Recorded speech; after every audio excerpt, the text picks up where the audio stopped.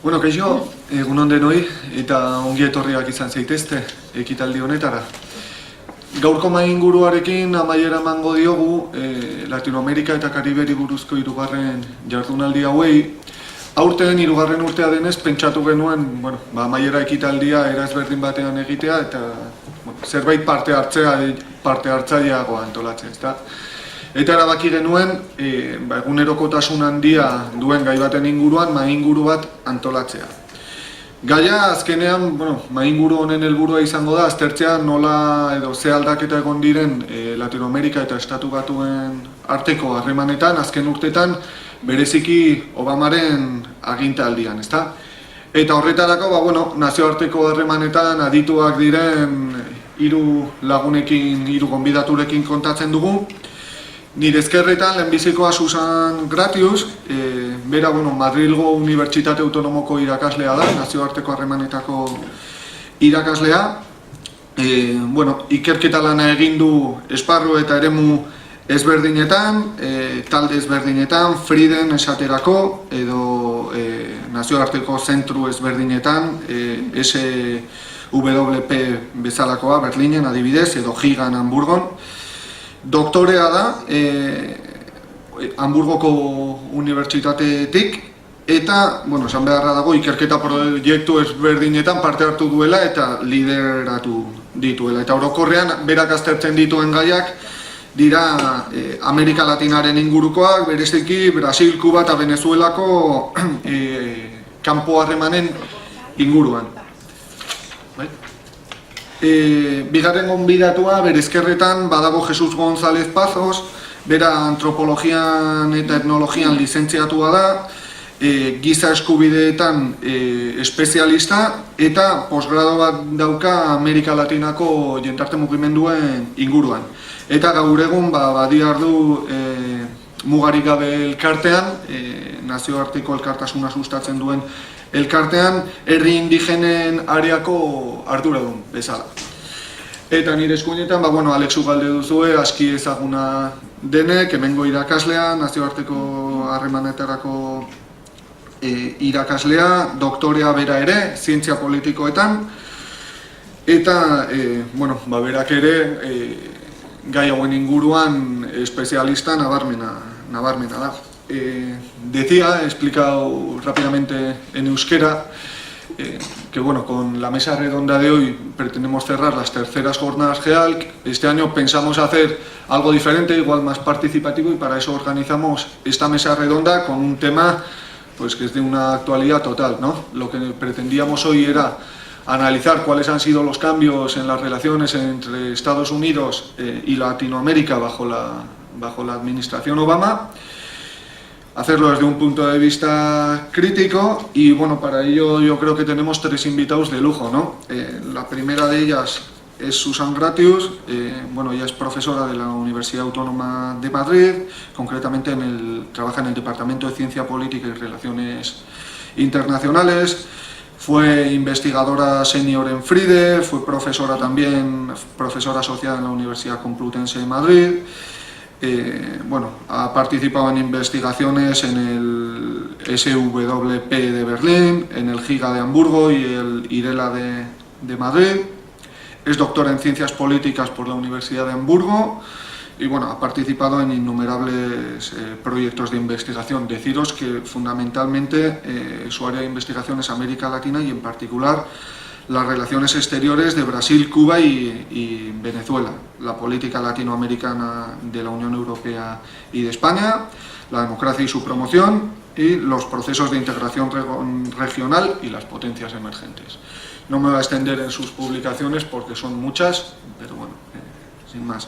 A su izquierda tenemos sentado a Jesús González Pazos, que es licenciado en Antropología y Etnología, especialista universitario en Derechos Humanos y posgrado en Movimientos Sociales de América Latina, y actualmente se desempeña como responsable del área de pueblos indígenas de la Organización de Solidaridad Internacional Mugarik Gabe. Y a mi derecha se sienta Alex Ugalde, que lo conocemos todos, es profesor agregado en Relaciones Internacionales en esta casa, en la UPV, es licenciado en Historia por la Universidad de Deusto, doctor en Ciencias Políticas por la UPV. y bueno, pues una persona experta en toda esta temática de las relaciones internacionales, contando con un montón de publicaciones también en el tema. Y sin más dilaciones, pues yo les quería dar la palabra un poco por explicaros la sistemática.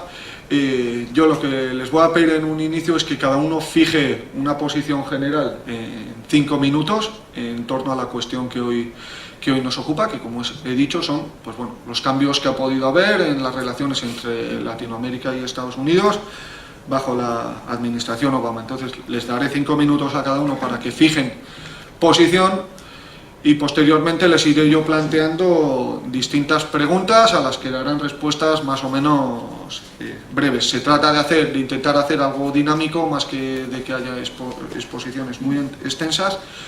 Y bueno, tras eso ya sería vuestro turno para que planteéis críticas, para que planteéis preguntas, bueno, para que esto sea un poco un ejercicio participativo e interactivo. Entonces, sin más dilación, pues le voy a pedir, por ejemplo, a Susan que comience, pues eso, dando su explicación general. Bueno, dispongo de 5 minutos. ¿Sí? Bueno. Voy a intentar atenerme al tiempo. Muchas gracias por la invitación, muchas gracias por estar aquí un viernes, gracias a Alex Ugalde, que él me invitó en varias ocasiones, es un placer nuevamente estar aquí. Bueno, América Latina, Estados Unidos es sobre todo lo que nos une a los tres ponentes, es también el tema Cuba, ¿no? Así que el mayor cambio que realizó Obama es el restablecimiento de relaciones con Cuba, ¿no? Diplomáticas, ¿no? Todavía está en pie el embargo, pero tenemos, digamos, esto cambia toda la relación con América Latina y también dentro de América Latina cambia la relación, digamos, de alianzas de poder que podía tener un impacto bastante importante en el futuro, ¿no? En primer lugar, porque Cuba-Venezuela, yo creo que hace tiempo en Cuba hubo un debate de decir, bueno, tenemos que buscar una alternativa a nuestra dependencia con Venezuela. Un 40% del comercio cubano depende o de los servicios, es exportación de servicios, ¿no? Depende de Venezuela, y sabemos que la situación en Venezuela, bueno, hay una situación de polarización, una crisis política, económica, etcétera, y yo creo que es una apuesta también a largo plazo, ¿no? Además me sorprendió mucho, no sé si ustedes han leído los dos discursos, si trabajamos en relaciones internacionales, teorías, ¿no? Es un poco el argumento del constructivismo, ¿no? Hay muy pocos discursos históricos y el de Obama es uno de ellos, ¿no? Porque dice, literalmente, nos hemos equivocado con nuestra política. Eso pocos presidentes lo dicen, ¿no? Pocos políticos, ¿no? Aquí sobre todo. Digamos, eso sí que es también decir, nuestra política ha sido un fracaso, ¿no? En ese sentido, el cambio en la política lo anunció Obama cuando asumió el poder. Dijo, vamos a cambiar la ley de migraciones, la relación con Irán y la relación con Cuba. Y también Raúl Castro lo dijo, ¿no? Vamos a cambiar nuestra relación con Estados Unidos. Y cumplieron, ¿eh? Pocas veces que presidentes cumplen, ¿no? Esto también es importante. Y con este giro en la política de Obama, que es en el fondo casi lo único que hizo, ¿no? Pocas iniciativas hay durante el gobierno de Obama. Él mira hacia Asia-Pacífico.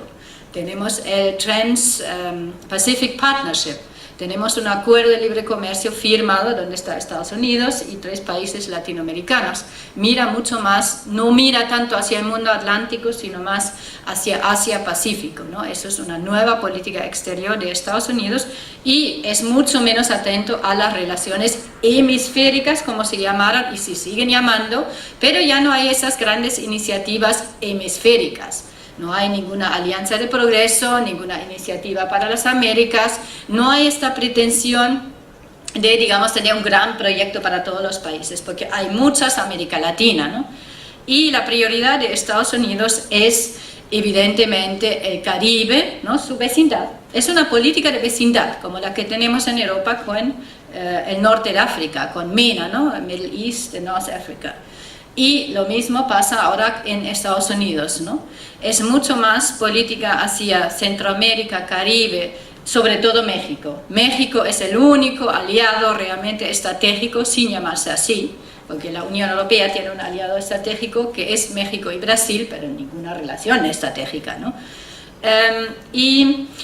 Yo creo que mira mucho menos Sudamérica, eso es una tendencia desde hace mucho, incluso Colombia todavía tiene algún peso también porque tienen un acuerdo de libre comercio, Perú, también los países de la Alianza del Pacífico son también socios importantes para Estados Unidos, y bueno, con Cuba, ¿no? Otra vez el Caribe, ¿no? Es más importante, Cuba como principal país del Caribe, Cuba también, que lo necesita como parte de una gran alianza con América Latina. Como dice Obama, ¿no?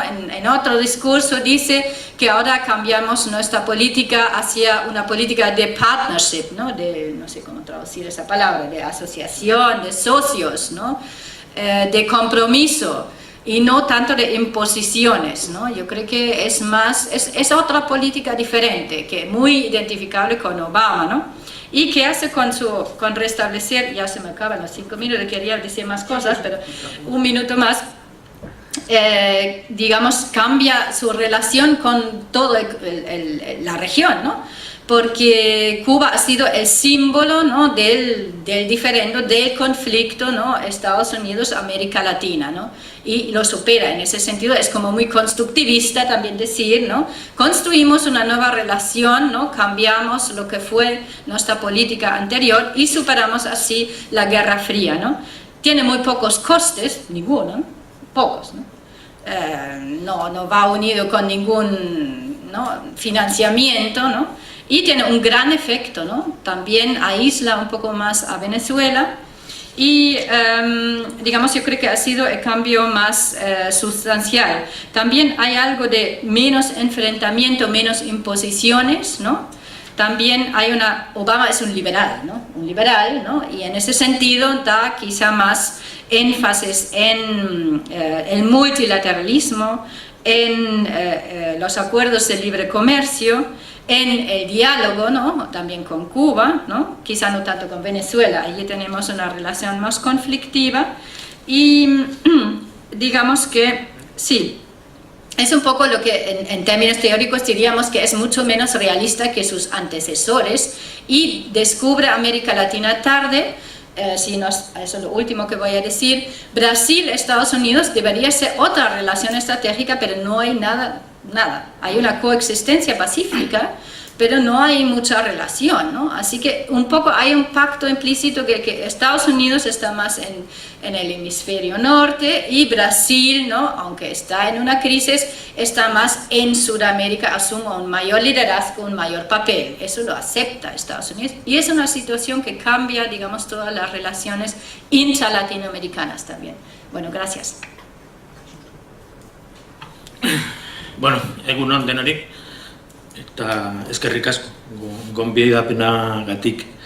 Claro, esto de tener 5 minutos para fijar posiciones sobre un tema como el de esta mesa redonda siempre es bastante complicado, y además hay que tener en cuenta que ya solemos perder un minuto, como yo lo estoy haciendo, en presentar, ¿no? Entonces se hace todavía más complicado. Yo quería hacer mi aporte. Desde luego no es desde el mundo académico, sino que de forma complementaria hacerlo más desde el mundo de la acción política. Como me presentaban antes, siempre que presentan mi currículum me sorprende un poco porque yo he hecho eso. Yo trabajo en una organización de solidaridad y de cooperación internacional desde hace muchísimos años, con lo cual mantengo una visión de la acción política como algo necesario, en lo que tiene que ver con América Latina, en lo posible de una implicación bastante clara con todos los procesos de transformación que se están dando en ese continente en la última década y media. Por supuesto con mucha crítica y también con mucho aplauso a todos y cada uno de esos procesos, ¿no? Preparando un poco qué decir para fijar posición, claro, a todo el mundo nos viene un poco a la cabeza, o lo primero que nos viene a la cabeza cuando hablamos de las relaciones de América Latina y Caribe con Estados Unidos es la famosa doctrina Monroe a primeros del siglo XIX, que dicta un poco el lineamiento político de los Estados Unidos a lo largo de los casi 2 siglos posteriores, ¿no? El famoso América para los americanos, que aunque se presentaba como una defensa del continente, una defensa del hemisferio ante las potencias, las antiguas potencias coloniales europeas, en paralelo también esa doctrina lo que quería decir en realidad era América para los norteamericanos o para los estadounidenses. Preparando esto, el otro día encontraba una cita del secretario de Estado de los Estados Unidos de 1895, es decir, finales de ese mismo siglo XIX, tras dar solución a un conflicto fronterizo entre Venezuela y la Guyana británica. En aquellos tiempos, el secretario de Estado norteamericano expresa literalmente: hoy los Estados Unidos de América son prácticamente los soberanos de este continente, dueños de la situación e invulnerables ante cualquier otra potencia. Esta es una cita que normalmente no suena, de hecho yo la encontré de casualidad el otro día, pero de alguna forma va a reflejar la relación más interiorizada en los Estados Unidos con respecto a América Latina y el Caribe. Y hasta épocas muy recientes esto es lo que ha estado dictando en todo momento las distintas intervenciones de los Estados Unidos. Más allá de demócratas o republicanos en el gobierno de los Estados Unidos, los verdaderos poderes que son las élites económicas en los Estados Unidos, en este mundo liberal prácticamente ya en todos los países, son los que realmente dictan las políticas, las relaciones internacionales y la diplomacia. Esto es lo que ha estado primando, ¿no? Quería fijar tres elementos a tener en cuenta ya en las épocas más recientes, en la última década larga en la que nos movemos, y que me parece interesante para analizar esta situación de las relaciones entre América Latina, Caribe y los Estados Unidos. Uno, por primera vez el continente, y claro, hablo a brocha gorda, luego podemos matizar mucho. Si tuviéramos, en vez de 1 hora y media de mesa, tuviéramos 4 días, seguiríamos discutiendo sobre esto, ¿no? Con lo cual, agarrémoslo como titulares de brocha gorda con muchísimos matices. Primer elemento quizás es América Latina y el Caribe en estos principios del siglo XXI tiene por primera vez la oportunidad de prescindir de la ayuda, entre comillas, la intervención de los Estados Unidos. Es decir, América Latina ha ido construyendo procesos de transformación, repito, sin entrar en los procesos concretos. Por supuesto, no es lo mismo Venezuela que Brasil, no es lo mismo Argentina que Bolivia. Sin entrar en esas cuestiones, lo que sí está quedando en evidencia es que por primera vez, veremos si esto concluye bien, pero por primera vez América Latina tiene esa capacidad de prescindir de la ayuda e intervención directa de los Estados Unidos. Eso nos lleva a una segunda situación, a un segundo enunciado, ¿no? Que es la respuesta de los Estados Unidos. Los Estados Unidos, a partir sobre todo de... esto va rapidísimo.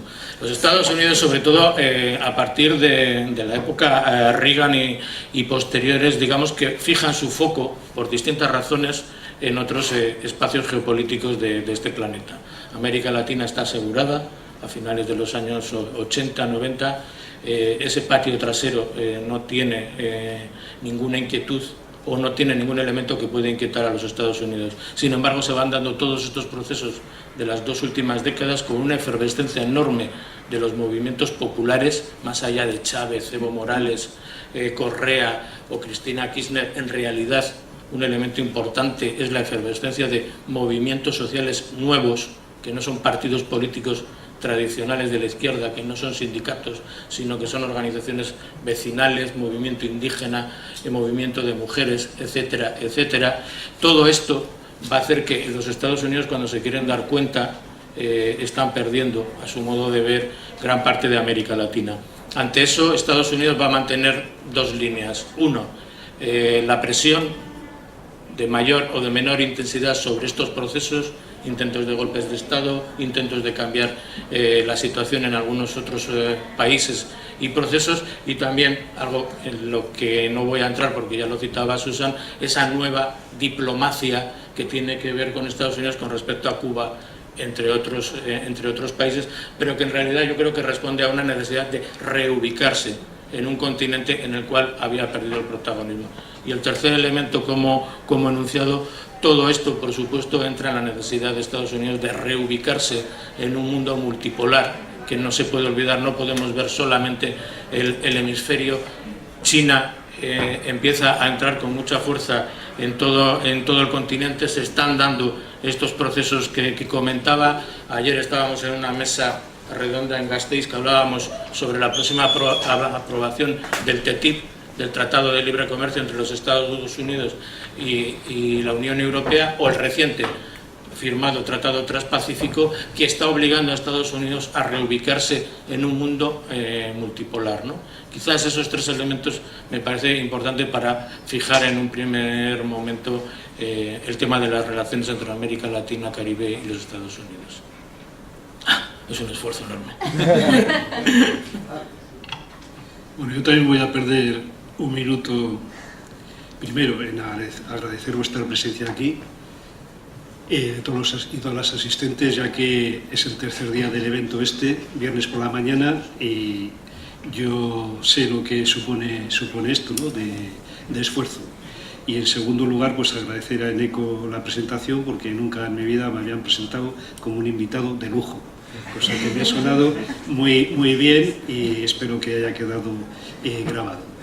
Efectivamente, yo creo que la reunión de Raúl Castro con Obama en abril de 2015 es un hecho histórico, ya que desde una perspectiva histórica, pues al fin y al cabo, este año se cumplen los 117 años de que Estados Unidos aprobó una famosa resolución, la resolución conjunta, que por un lado reconocía de alguna manera el esfuerzo independentista cubano, pero por otra decidía intervenir en la isla. Y como dijo en uno de los discursos Raúl Castro, los estadounidenses entraron como aliados en la isla, pero siguieron como ocupantes, ¿no?, hasta 1904 y luego pues casi semiocupantes hasta 1959-60. Es histórica además porque en realidad es la primera vez que se reúnen los principales mandatarios de ambos países desde hace 59 años. La última reunión formal que había habido fue la de Batista con Eisenhower en el año 1956, también en Panamá, y luego por el medio, a máximo nivel, lo que había habido fue en el año 59, cuando Fidel Castro va a Estados Unidos y se entrevista con el vicepresidente Nixon, y luego los dos saludos rapidillos que tuvieron lugar en el año 2000 de Fidel Castro con Clinton, y en el año 2013 de Raúl Castro con Obama en Sudáfrica con ocasión de los funerales de Nelson Mandela, con lo cual, pues evidentemente, solamente por esta razón, 59 años después, una reunión formal de este tipo pues es histórica. El alcance para Cuba y para América Latina, pues veremos, ¿no? Como dirían en Cuba, vamos a ver, porque en esa cumbre, en esa séptima cumbre de las Américas donde se da esta reunión, pues Obama tiene la educación de escuchar a Raúl Castro, pero cuando van a intervenir la presidenta argentina y el presidente venezolano, Obama desaparece de la sala, ¿no? Es decir, como estos comunicantes de eventos que llegan, exponen su comunicación y se marchan, ¿no? Y los demás tenemos que escuchar numerosas comunicaciones. Entonces, dudas de qué reactividad tiene. Hay un periodista cubano ya mayor que se llama Jorge Gómez Barata, que fue vicedirector de Prensa Latina, que escribe en un blog que se llama Moncada, que se edita en El Salvador. Le sigo casi a diario porque sus artículos son de 4, 5, 6 párrafos a lo sumo. En minuto y medio le lees. Y aquellas personas que tienen en las comunicaciones como esto dificultades de síntesis, les aconsejaría leerle a Gómez Barata, que se aprende mucho de cómo prácticamente en un folio se puede decir mucho. Él dice que el bloqueo no fracasó, que el bloqueo ha sido un éxito y ha llevado a Cuba a tener muchas dificultades en estos años. Lo que sí fracasó fue el intento de desmontar la revolución, que es distinto. Y en cualquier caso, él, con esta reunión, escribió un artículo que dijo, y que yo comparto, que esto supone la reunión, en fin, la apertura de las embajadas, etcétera, simplemente un paso de página. No borra, dice él, no borra ni la historia anterior, no sugiere un retroceso. Las espadas de alguna forma siguen en alto, se abre una nueva época, pero vamos a ver qué pasa. Yo no sería ni demasiado optimista, ni tampoco sería hipercrítico, sino que vamos a ver, es un nuevo tiempo y veremos qué es lo que pasa con ese paso de página, porque las siguientes páginas están escritas en blanco. Podemos adivinar qué es lo que cada uno va a escribir, pero ya veremos, porque la vida política nos sorprende mucho. Y con esto acabo. Y una segunda foto histórica en estos meses es la foto que también está Raúl Castro en medio, del presidente colombiano y el que se dice máximo dirigente de las FARC. Esto yo qué sé, hace unos años hubiese sido también imposible. Lo de Colombia también es muy esperanzador, pero también vamos a ver, ¿no? ¿Cuánto tiempo? Nada. 4:49. Hay que agradecer a los ponentes que se ajusten a los tiempos. Bueno, han fijado la posición general y ahora, un poco tirando del hilo que ha dejado Alex, les quería hacer una primera pregunta, y es que se mojasen un poco en aquello que igual Alex en este momento ha dejado un poco más difuso, y es hasta qué punto la voluntad mostrada por Obama significará un cambio real y duradero en las relaciones entre Estados Unidos y América Latina.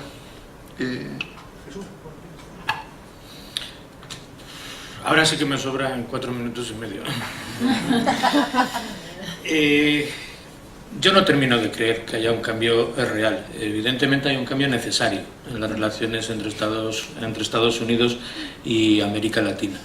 Una visualización muy evidente, que es en ese cambio de las relaciones con Cuba. Pero en mi anterior intervención trataba de cerrarla deprisa y corriendo, haciendo alusión a la necesidad en estos momentos cada vez más urgente de los Estados Unidos por reubicarse en la geopolítica mundial. Creo que los intereses siguen respondiendo más a esa necesidad interna de los Estados Unidos que realmente a un cambio en la visión de las relaciones entre países y entre pueblos de igual a igual. Estados Unidos sigue en gran medida, ya sé que Obama ha imprimido otras características, también las imprimió en su momento Clinton y después llegó Bush y las cambió radicalmente, ¿no? También en su momento las imprimió Jimmy Carter y posteriormente llegó Reagan y las cambió.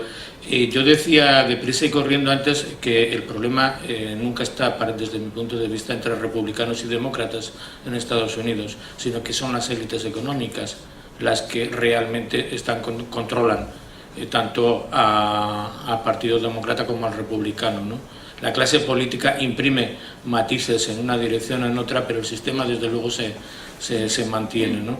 Y Estados Unidos yo creo que sigue con esa visión de patio trasero de América Latina y el Caribe, ¿no? Si la próxima presidenta, y esto sí que es hacer futurología, de los Estados Unidos es Hillary Clinton, en sus tiempos de secretaria de Estado no se ha distinguido por un cambio radical en la visión, no en las formas políticas, sino en la visión profunda hacia las relaciones con otros países y con otros pueblos. En ese marco de reubicación, no solamente hemisférica, sino mundial, es donde los Estados Unidos están cambiando. Y hay que entender que no podemos hacer una relación, pero en esta última década larga, en América Latina, no solamente se estaba dando un proceso, esto no solamente era cuestión de que en Venezuela se estuviera articulando una revolución posneoliberal o no, o en Ecuador o en Argentina, sino que además, y a mi modo de ver es uno de los grandes aciertos que tuvo sobre todo Hugo Chávez, es ver la visión de construir bloque, de construir hegemonía continental. Posiblemente desde mi punto de vista es el mayor acierto de Hugo Chávez, que evidentemente en estos momentos está muy paralizado. La construcción de UNASUR, de la CELAC, incluso del Sucre, toda la construcción para el reforzamiento de un bloque verdaderamente de América Latina, que le diera a América Latina la entidad, no individual, sino colectiva, de presentarse contra un bloque es lo que realmente en Estados Unidos alarma. A Estados Unidos no le preocupó en gran medida el rechazo al ALCA, que se da en el 2005 en Mar del Plata, en Argentina.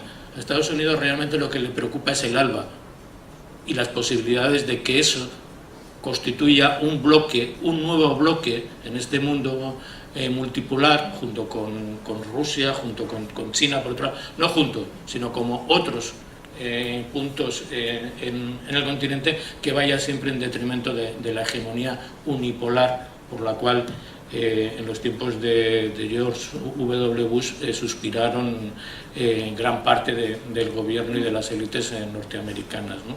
La construcción de ese bloque en América Latina es realmente lo que alarma a Estados Unidos, es la que realmente le hace volver la mirada también hacia ese continente que tenía abandonado, como yo decía antes, por su convencimiento de que estaba asegurado. Y es lo que en cierta medida responde a esa reubicación diplomática de los Estados Unidos. Hay que darse cuenta que la OEA, la Organización de Estados Americanos, en la cual Cuba por los Estados Unidos tenía prohibida su participación, incluso la OEA empieza a hacer movimientos que se escapan del control de los Estados Unidos. Y en paralelo está desarrollándose la CELAC, en la cual los Estados Unidos y Canadá no están presentes. Y Estados Unidos se da cuenta de que esto no es un juego de niños y niñas que han querido constituir un nuevo bloque, sino que esto puede ir en serio, y la recuperación de la soberanía continental, eso que yo al principio decía como la primera vez que América Latina tiene la oportunidad de prescindir de la ayuda o de la intervención de potencias exteriores, se está produciendo en el continente, ¿no? Creo que eso obliga a que Estados Unidos reubique su posición.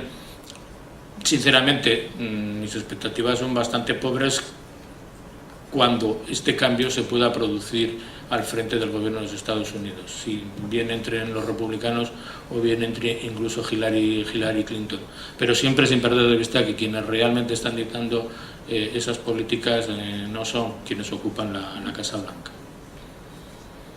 Bueno, nos ha dicho que le sobrarían 4 minutos y medio, pero no ha sido así. Le voy a dar ahora la palabra a Alex por ir cambiando un poco el orden. Bueno, pues yo creo que sí, para mí por lo menos, sí hay un cambio notable. Solamente el que se normalicen las relaciones políticas y probablemente económicas y comerciales entre Cuba y Estados Unidos, pues, y que sean, diríamos, con los mecanismos similares a los que puede tener Estados Unidos o Cuba con otros países, pues eso para mí ya me parece un cambio notable de gran importancia, ¿no? Y ir a un contexto, como señaló Raúl Castro, de convivencia civilizada. Yo creo que esto para Cuba es un éxito. Si algo tiene Cuba, entre otras cosas, por lo menos en la parte positiva, es que tiene en mi opinión, una de las mejores diplomacias del mundo.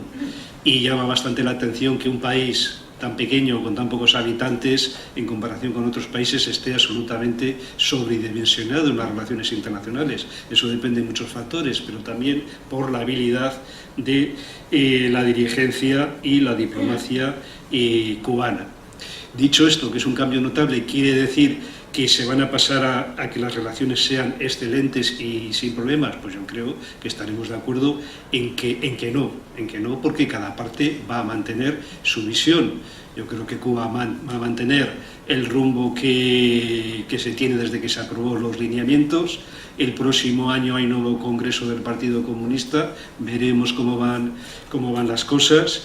Y yo creo que Estados Unidos, a pesar de esta nueva actitud, loable, vamos a decir, de reconocer, como ha dicho Susan, una cierta equivocación y que hay que hacer las cosas de otra manera, pues creo que va a mantener sus planes para la isla.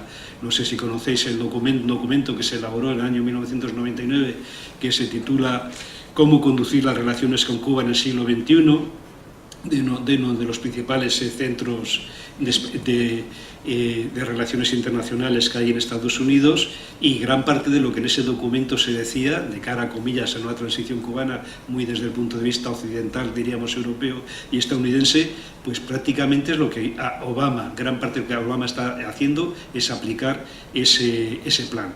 Creo que las negociaciones van a ir para varios años. Hay, como se dicen los diplomáticos, varios cestos, temas en que ya cada parte puede unilateralmente poner en práctica las nuevas medidas. Hay temas que ya ellos ya lo han puesto en marcha, como la apertura de embajadas, pero hay otros temas que van a ser complicados, como realmente que el bloqueo acabe, o abordar temas, en fin, como lo de la base de Guantánamo, o todo el tema de las indemnizaciones. En cualquier caso, sí hay que decir también que en el caso de Estados Unidos las cosas no serían, no quiero ponerlas fáciles, pero básicamente dependen del presidente. El 90% de las cuestiones que podrían mejorar las relaciones con Cuba dependen de quién sea el presidente estadounidense, no del Congreso. Del Congreso dependen prácticamente 4 cosas. No digo que sean nimias, pero el presidente, si tuviese un bloqueo, diríamos, en los parlamentarios estadounidenses, podría aplicar, si es un poco valiente, porque voy a comentar, y para acabar también esto, hay una ley que se llama, aprobada en Estados Unidos, que se llama la Ley de Comercio con el Enemigo. Esa Ley de Comercio con el Enemigo permite al presidente, se faculta al presidente a romper o tomar medidas económicas y comerciales con aquel país que en situación de guerra o de crisis se considere, comillas, enemigo. Esta ley el presidente la tiene que prorrogar anualmente, y en el año 2015, a pesar de todo este ambiente que estamos hablando positivo, Obama ha vuelto a prorrogar con Cuba la Ley de Comercio con el Enemigo.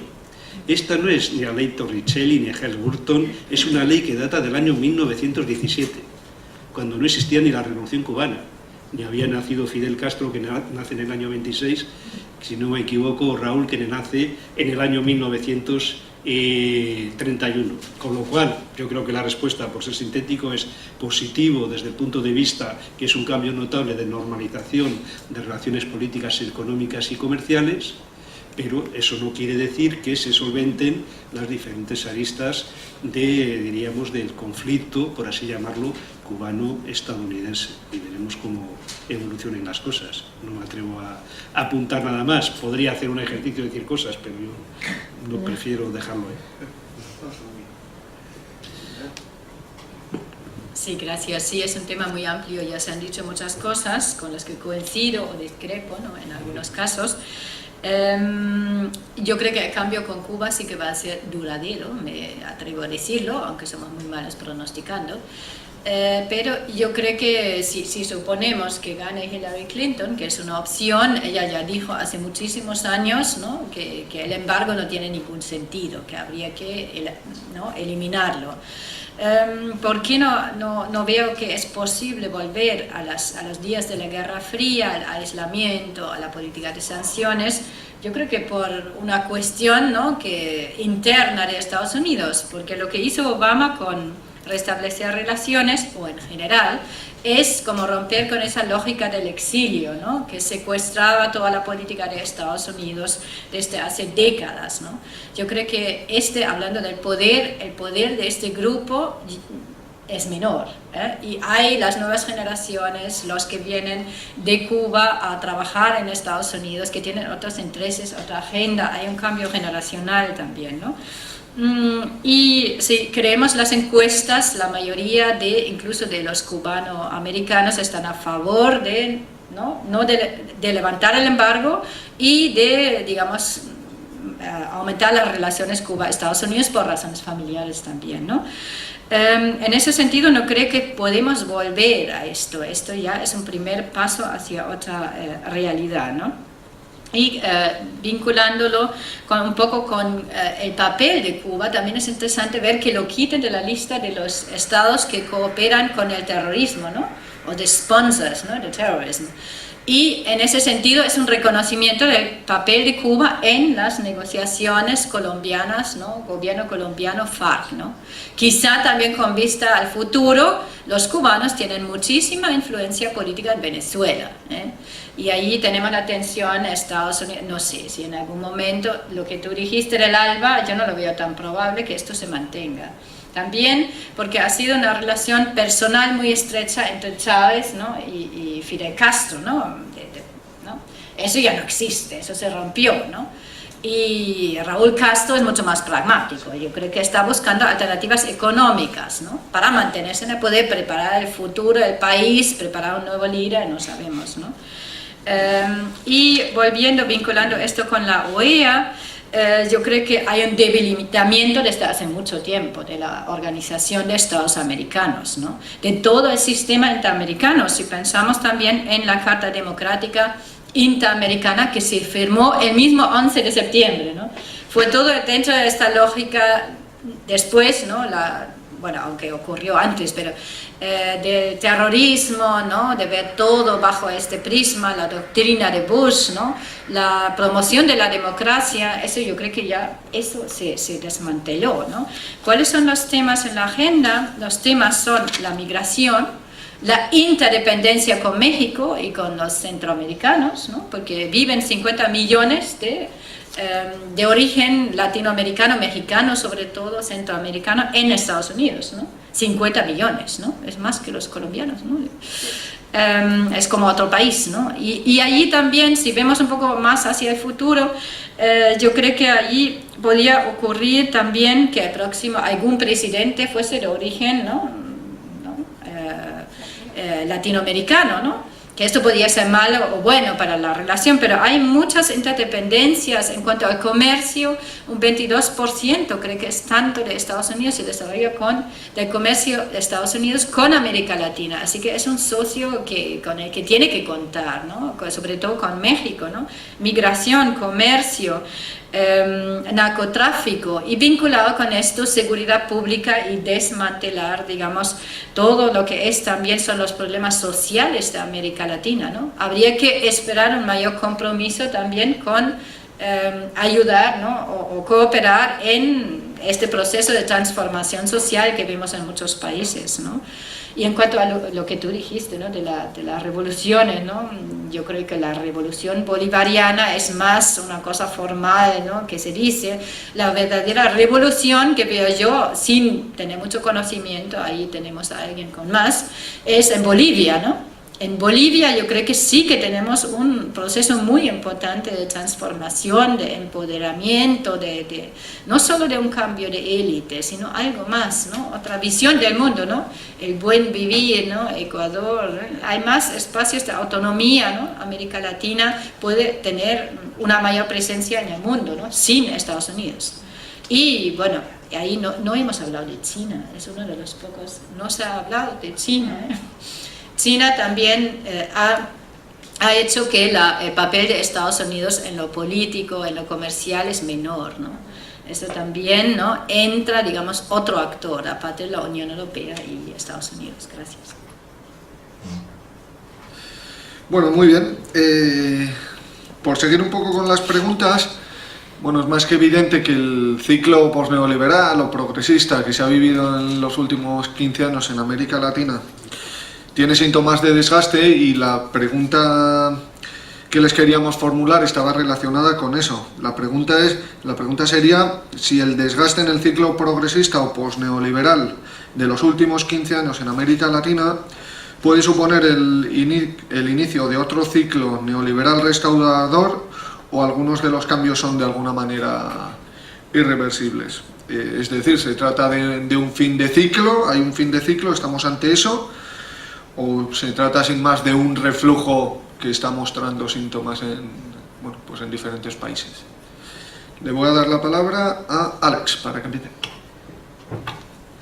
Bueno, pues sabéis los que seguís un poco el debate en las redes y en la Lainet, en Rebelión, etcétera, pues sabréis que este es de los temas, en estos momentos hay casi una gran inflación de artículos y opiniones para todos los gustos, ¿no?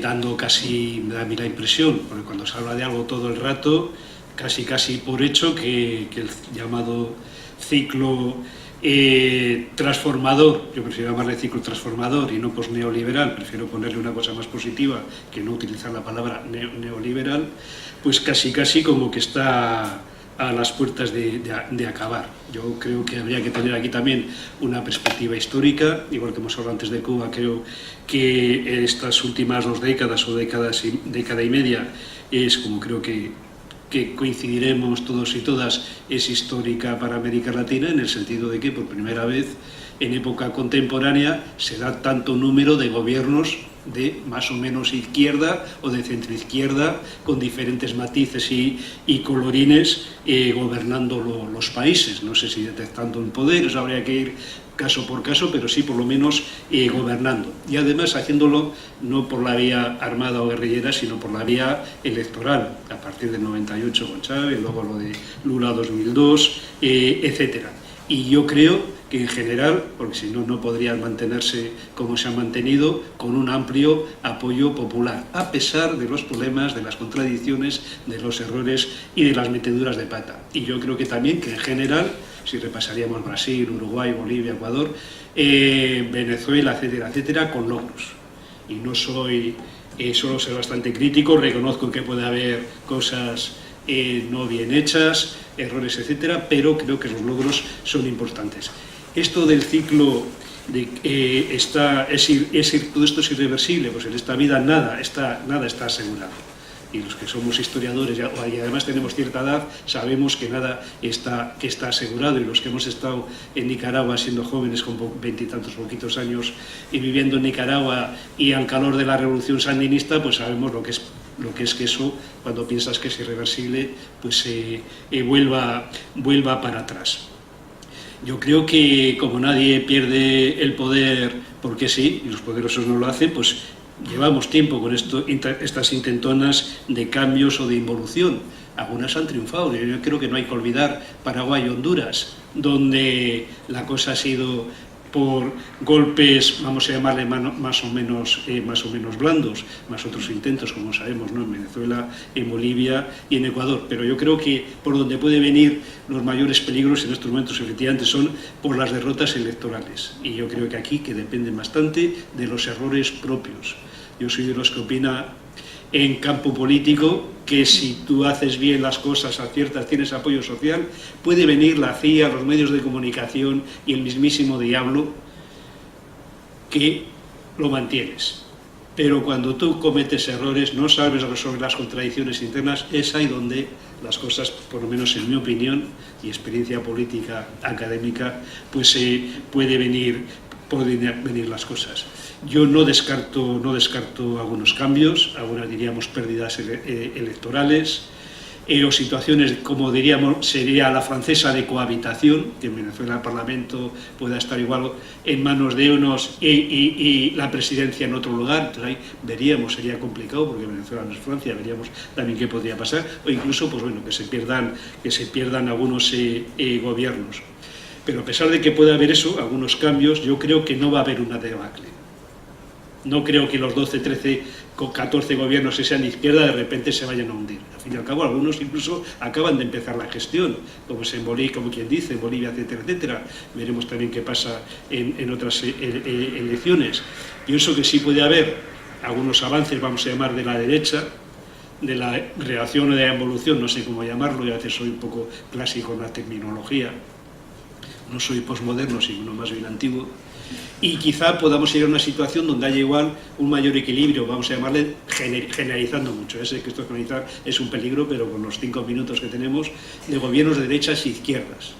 Y en cualquier caso, que el ciclo finalmente vaya para un, ya digo, a corto plazo, medio plazo, yo no creo que vaya a cambiar de forma profunda, y que el futuro a medio y largo plazo depende de las propias fuerzas, vamos a llamar, transformadoras, progresistas o revolucionarias, o como queramos llamar, cómo se hagan las cosas y cómo se acierten. Bueno, no sé, esa es mi opinión. Puede ser una opinión muy simple, pero bueno, podría debatirla durante tiempo, ¿no? Pero Susan. Sí, gracias. Yo no veo tal ciclo, no veo un ciclo progresista, yo veo muchos gobiernos diferentes, ¿no? Porque estamos hablando de un pequeño grupo de países, ¿no?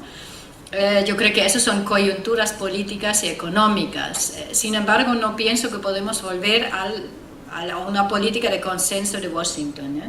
Porque ese modelo sí que fracasó, ¿no? El ejemplo de Argentina, bueno, hay muchos ejemplos después de que esto no... La lección fue, ¿no?, que no se puede abrir sin freno a las economías, ¿no?, la competencia del exterior, ni privatizar todo, ¿no?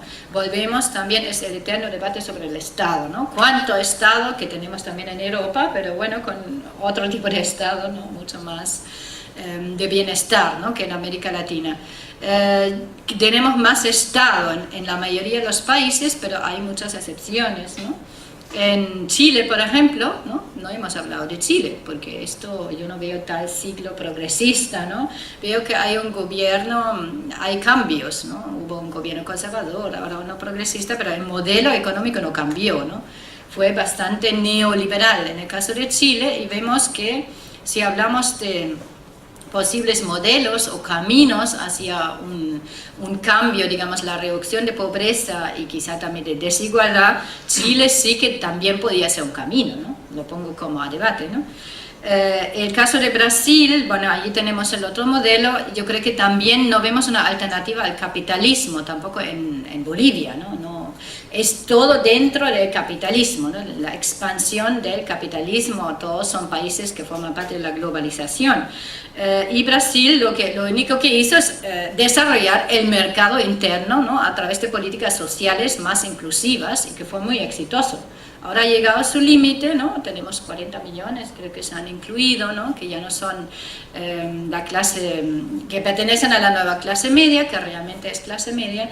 Y lo que veo en Brasil hoy, yo creo que se decide el futuro de Dilma Rousseff, ¿no? Yo no he leído el periódico, no sé. Pero puede haber un cambio, ¿no? Puede ser que la presidenta tenga que dimitir por todos esos escándalos, por sus valores. Tiene muy poco apoyo popular, creo que solo Fujimori tenía tal apoyo en su momento. No, Fujimori no, perdón. Alejandro Toledo en Perú en su momento llegó al 7% de apoyo popular, ¿no?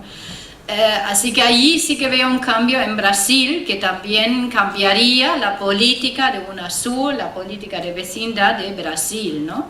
La política de los BRICS incluso, ¿no? Allí sí que veo un cambio, ¿eh? El debilitamiento interno de Brasil tiene consecuencias, ¿no? También hay, digamos, América Latina, hay ese peligro de la reprimarización de las exportaciones, ¿no? En Paraguay, en Argentina, en Brasil, ¿no? Así que no veo esa transformación en lo económico, volvemos atrás, ¿no?, en algunos casos, ¿no? Y bueno, el otro modelo sería Cuba, ¿no? Mucho Estado, ¿no? Mucho Estado y bueno, sistema universal de salud y de educación, ¿no? Eso también está en juego cuando cambie el régimen, cuando cambie el gobierno en Cuba, sería otro modelo, y quizá Bolivia otro, ¿no? Bolivia, no sé si me corregirán ustedes, ¿no?, pero un poco más la sostenibilidad, ¿no?, otro modelo de crecimiento no tan nefasto para el medio ambiente, ¿no? Eso también es un poco lo que emana de América Latina, ¿no? Así que yo veo muchas coyunturas, no veo que no hay un cambio, ¿no? Hay una mayor preocupación por la transformación social en casi todos los países, y eso espero que no se pierda. Ahora me voy a tomar el minuto cero para hacer matices a mi intervención anterior, ¿no? A modo de titular. Claro, yo antes estaba hablando más en el marco de América Latina, y ahí es donde mantenía que no había cambios tan profundos por parte de la política de Estados Unidos. Evidentemente hacia Cuba los cambios me parece que son claros y definitivos e irreversibles, ¿no? Totalmente de acuerdo con que el ALBA está en estos momentos casi agónico, y totalmente de acuerdo con que en estos momentos posiblemente es el proceso en Bolivia el que mayores posibilidades tiene abiertas para construir realmente procesos de transformación, alternativas al modelo dominante en las últimas 2 décadas anteriores. Cierro el minuto 0 y empiezo los 5 minutos, ¿no? Es broma. Yo sí que creo que, bueno, primero, yo tengo muchísimas dudas sobre los debates, a mí me parecen altamente interesados desde distintos planteamientos políticos sobre todo lo que tiene que ver con el fin del ciclo. Yo no veo tan claro que este ciclo esté agónico y desde luego no comparto para nada que este ciclo haya sido un desastre en su cierre, ¿no? Puede estar entrando en otra etapa y ya veremos, eso sí que no me atrevo a decir hacia dónde va a ir esa nueva etapa, ¿no? Pero a mí sí que me parece que este ciclo ha aportado, y también voy a enunciar a modo de titulares, evidentemente muy discutibles y muy matizables, algunos de los cambios que a mí me parecen irreversibles.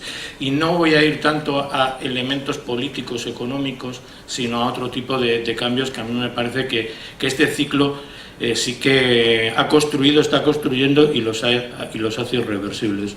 Bueno, por una parte, el fin, y eso sí que me parece, el fin del ciclo neoliberal en América Latina que rigió en todo el continente años 80, años 90. La recuperación del papel del Estado, el convencimiento de que no todo se puede privatizar como se hacía en los años 80 y 90, yo creo que ese sí que es un elemento que difícilmente va a tener reversibilidad, ¿no? Como decía François Huttard del Fondo Social Mundial, del Foro Social Mundial, otra cosa es que estos ciclos post-neoliberales lleven a ciclos post-capitalistas. Eso está en discusión, ¿no? Pero los efectos del post-neoliberalismo sí que me parece que son elementos a rescatar de este ciclo de cambios en América Latina. La recuperación de la soberanía, yo aludí al principio, ¿no? Ese convencimiento de América Latina que hoy en día sí que se cree en gran medida, y no todos los países, siempre hay que discutir sobre las distintas realidades, pero sí que se cree que puede, digamos que funcionar autónomamente y no dependiendo del que siempre se ha llamado el gran hermano del norte. Y sobre todo un elemento irreversible, que yo en Bolivia lo he visto muchísimo, y a mí siempre que me preguntan por Bolivia digo, el mayor cambio es la recuperación de la soberanía personal. Los pueblos indígenas, que son la mayoría en ese continente, nunca van a volver a estar en la situación previa a 2005. Los pueblos indígenas se bajaban de la acera cuando se cruzaban con un blanco en el 2004. Cuando digo los pueblos me refiero a las personas, hombres y mujeres. Si se cruzaban conmigo en La Paz y en la acera no había paso para dos, esa persona indígena automáticamente se bajaba de la acera para que yo pasara. Y no era una deferencia educacional hacia el extranjero. Era la interiorización del racismo en esas personas. Esto ha cambiado radicalmente. Ya no solamente porque los pueblos indígenas y las mujeres, en gran medida también en el ciclo boliviano, se hayan visto en el Congreso, en la Asamblea Constituyente, ocupando ministerios, viceministerios o direcciones. O sea, creo que este es un cambio que normalmente no lo vemos en los grandes análisis políticos, no aparece, pero me parece que es uno de los cambios más profundos, uno de los mejores frutos de este proceso. Lo destaco en Bolivia, pero en otros procesos también se están dando, ¿no? La creencia de que es posible construir alternativas a el fin de la historia, de Fukuyama. Nos vendieron que el capitalismo iba a reinar ya por los siglos de los siglos. Al igual que los césares vendían que el imperio romano iba a reinar por los siglos de los siglos, y se comprobó que no era un reinado para la eternidad. Con la caída del muro de Berlín nos vendieron que el capitalismo iba a reinar, y además nos vendieron algo peor, y es que no había alternativas. Ya no es que reinara porque había ganado una guerra, sino porque no había alternativa. Era el fin de las ideologías. América Latina en este ciclo ha demostrado que es posible construir cosas diferentes. No se sabe muy bien hacia dónde van, porque ¿qué es eso de los estados plurinacionales?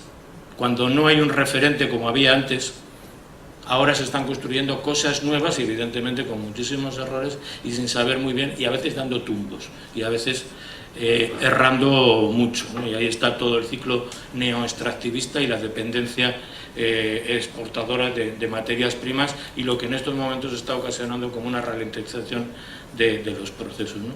Y por último, simplemente el refrescarnos la memoria de que el neoliberalismo sigue actuando en América Latina. Las derechas oligárquicas perdieron en muchos de estos países, no en Chile, no en Colombia, no en Perú, no en México, perdieron poder. Intentaron golpes de Estado, intentaron bloqueos económicos, lo intentaron todo y al final quedan desarticuladas, pero esa desarticulación no es su desaparición y se está dando evidentemente una reorganización de las oligarquías, de los poderes económicos para revertir todo este proceso, desde los golpes de Estado blandos que citaba Alex hasta los bloqueos económicos soterrados que en estos momentos se articulan contra diferentes procesos, ¿no? Bueno, muy bien. Nos han dado distintos puntos de vista, ¿no? Pero parece que la buena noticia es que no va a haber debacle, que no se va a volver al consenso de Washington y que sí que hay un fin del ciclo neoliberal, ¿no? En cualquier caso, bueno, también es verdad que generalmente se aprecian dificultades, se aprecia un momento de dificultades y la última pregunta que os queríamos dirigir era, bueno, teniendo un poco en cuenta la situación que se ha expuesto, pues de qué manera eso influye pues, en el impulso integrador que ha habido estos últimos 15 años en América Latina y cómo afecta eso también en las relaciones con Estados Unidos y la Unión Europea. Y esta vez va a hablar primero Susan. Muchas gracias, qué pregunta, ¿no?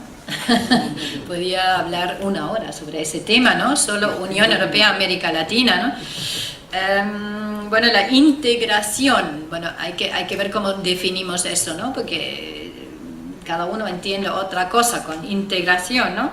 La CELAC, por ejemplo, no es integración, es concertación, es diálogo político, es adaptar a lo máximo posiciones comunes, ¿no? Iniciar un diálogo, porque hay cumbres con la Unión Europea de la CELAC, ¿no? Porque la Unión Europea siempre le hubiese gustado no hablar con tantos países, sino con una región, con una sola voz. Eso nunca fue posible, ¿no? La CELAC es un conglomerado de intereses y de países, ¿no? Todos los países del Caribe lo integran también, ¿no? Entonces es un foro más que un proceso de integración, no es ni siquiera una organización internacional, no tiene tratado, no tiene secretaría, no tiene ninguna institucionalidad, ¿no? Y surge del Grupo de Río, ¿no? Que fue, si, recordando históricamente, fue como resultado del proceso de paz centroamericano, ¿no? Y de la iniciativa regional que tomaron algunos países, ¿no? Grupo de Río, Grupo de Apoyo, Contadora, bueno, no os vais a acordar de eso, pero en los años 80 en la Guerra Fría fue un tema importante, ¿no? Así que no es que se quiera excluir a Canadá y Estados Unidos, sino es la continuación de otra cosa, ¿no? Del Grupo de Río. El ALBA ya hemos hablado un poco, ¿no? Yo veo que eso se está más bien desmantelando también por el problema económico que tiene Venezuela, que financiaba todas estas actividades de cooperación sur-sur, ¿no? Y Cuba no puede, ¿no? Cuba puede mandar expertos, pero económicamente no puede ofrecer apoyo, ¿no? El Mercosur, bueno, está ahí un poco agónico, ¿no? Brasil está en una situación complicada. Centroamérica y el Caribe sí, ahí sí que hay grandes impulsos de integración incluso, ¿no? Aunque Costa Rica y Panamá en Centroamérica tienen otro papel. Pero son países muy pequeños, ¿no? Ahí es más fácil montar un proceso de integración, así que creo que coexisten en América Latina 10 iniciativas de integración o de cooperación o como lo queremos llamar, y el nivel de intercambio comercial y en general es muy bajo. Integración física también hay muy poco avance, ¿no? Quizá un poco en Sudamérica por el Banco Nacional de Desarrollo de Brasil, que financia muchos proyectos de infraestructura. Como, digamos, Alianza del Pacífico, y la Alianza del Pacífico más que un proceso de integración lo veo que es una marca, ¿no? Para exportar, una marca para insertarse en la globalización. Yo no veo que sea un proceso de integración real, ¿no? Bueno, Unión Europea, América Latina, yo creo que Unión Europea, Estados Unidos tiene otra dimensión, ¿no? El otro día fui invitada a participar en un debate interno del Parlamento Europeo, ¿no?, sobre que iban a tener un diálogo con también parlamentarios de Estados Unidos y querían hablar de América Latina porque lo habían solicitado los americanos, no los europeos, los americanos. Así que bueno, hablamos un poco de esto, ¿no? Pero normalmente no es una cosa triangular.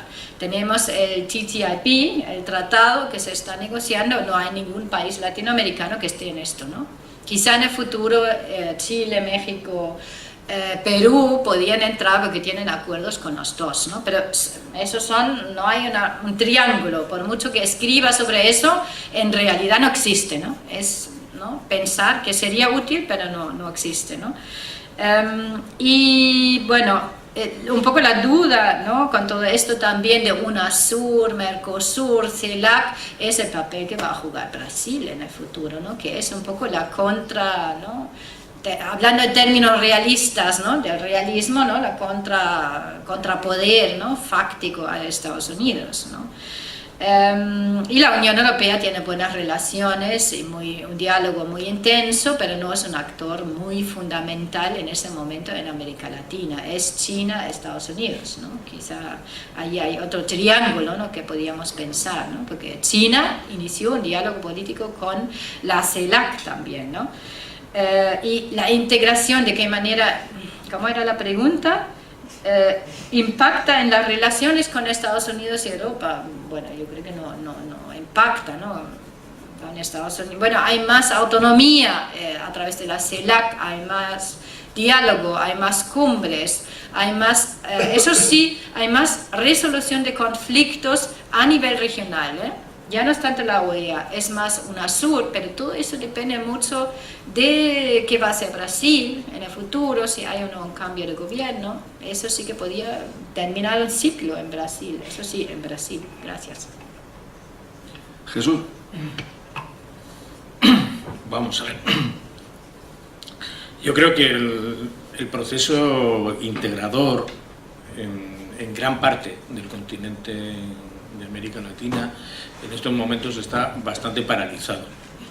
Claro, yo cuando hablo de proceso integrador paralizado estoy pensando en dos, siempre entre comillas y cogido con muchísimas pinzas, como dos grandes bloques, ¿no? Aquellos países que pudieran integrar un bloque, y entiendas este bloque como algo no homogéneo y monolítico, sino todo lo contrario, heterogéneo, ¿no? Pero aquellos países que pudieran integrar los procesos de transformación, y hablamos desde países tan diferentes como Argentina a Venezuela, o de Cuba a Uruguay, y países que hoy en día siguen en un marco neoliberal, como es México, prácticamente toda América Central, Colombia, Perú y Chile, ¿no?, que de alguna forma acaban de reforzar algunos de ellos ese papel en este marco del Tratado Transpacífico, ¿no?, y lo que se constituye como Alianza del Pacífico, que se nos presenta en gran medida como un proceso económico de relacionamiento con el otro lado de la cuenca pacífica, pero que todo el mundo sabe que también esconde el intento de un contrapeso a esos procesos integradores que se estaban dando, ¿no? Estuviéramos hablando de los países del ALBA o de UNASUR, ¿no? Entonces, estableciendo como esos dos grandes bloques, y lo repito, siempre he cogido entre comillas, el primer bloque en estos momentos está en un proceso de parálisis bastante grande y no se sabe muy bien hacia dónde va a ir.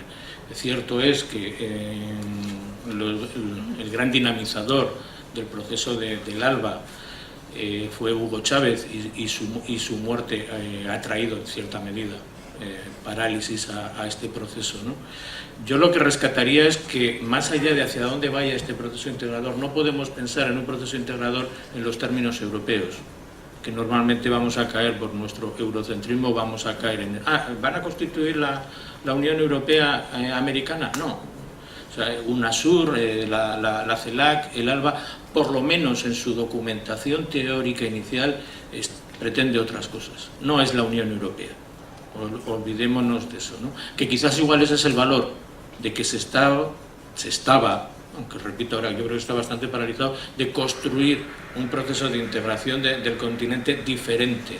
Primero, nunca lo había habido, más allá de la OEA, pero además lo que se estaba intentando es algo diferente, ¿no? Quizás dos razones en esta parálisis, más allá de toda la enumeración, con la cual estoy plenamente de acuerdo, que ha hecho Susan respecto a las posibilidades de Venezuela, de Cuba o Brasil o la Argentina, también tiene que ver con la dependencia todavía de una matriz extractivista, y eso ha paralizado prácticamente todos los procesos de transformación en los países. Y esa parálisis está obligando a recentrar el foco de actuación de cada uno en su propia realidad, perdiendo un poco de vista o no reuniendo todas las fuerzas necesarias como para también estar pensando en el continente, ¿no? Y luego también, lo sigo diciendo, en esta parálisis también tiene que ver mucho las actuaciones, cuando yo al principio hablaba de dos varas de medir o dos varas de actuación por parte de los Estados Unidos, ¿no? Una más visible, que puede ser el cambio de diplomacia, y otra soterrada, que sigue siendo el intento de minar los procesos de transformación, o ayudar a minar esos procesos de transformación, ¿no? Y respecto a las relaciones con la Unión Europea, como decía Susan, yo creo que no existen. En estos momentos están paralizadas. Europa está en otra cosa y América Latina está en otra cosa, por lo cual no veo yo que haya ningún proceso. Incluso en épocas anteriores ha habido otros intentos y había una relación, para bien o para mal, pero había una relación mucho más estrecha, ¿no? Incluso desde el Estado español, cuando se hacían las cumbres iberoamericanas, hoy son papel mojado que reúnen, pues yo creo que para tomar vino español y pinchos de tortilla y poquito más a los jefes de Estado, ¿no? Con lo cual no hay esas relaciones en estos momentos, ni se adivinan en un futuro inmediato. De lo que está en el, no sé cómo se dice, en el imaginario, en el subconsciente, es desde Bolívar o desde Martí, nuestra América y todo eso, pues sería ir hacia unas relaciones más estrechas. Yo, desde el punto de vista académico, cuando explico la asignatura de Relaciones Internacionales, hay una lección dedicada a la cooperación internacional y otra lección dedicada a los procesos de integración.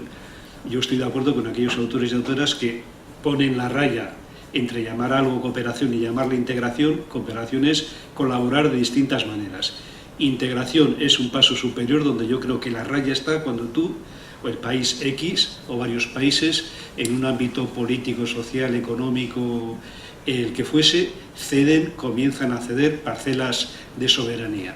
Y las decisiones que tú las tomabas antes en tu país, ya las tomas en común, bien o mal, con otros países. Cuando empieza a existir eso, yo creo que hay, coincido, no que lo diga yo, sino coincido con aquellos autores que consideran que eso es integración. ¿Cómo incide pues esta nueva situación que estamos hablando, todo esto de las relaciones Estados Unidos-Cuba? Yo creo que para empezar en todo este tema, ya los efectos ya se vienen viendo desde hace años. Yo creo que fue un éxito el frenar el proyecto del ALBA.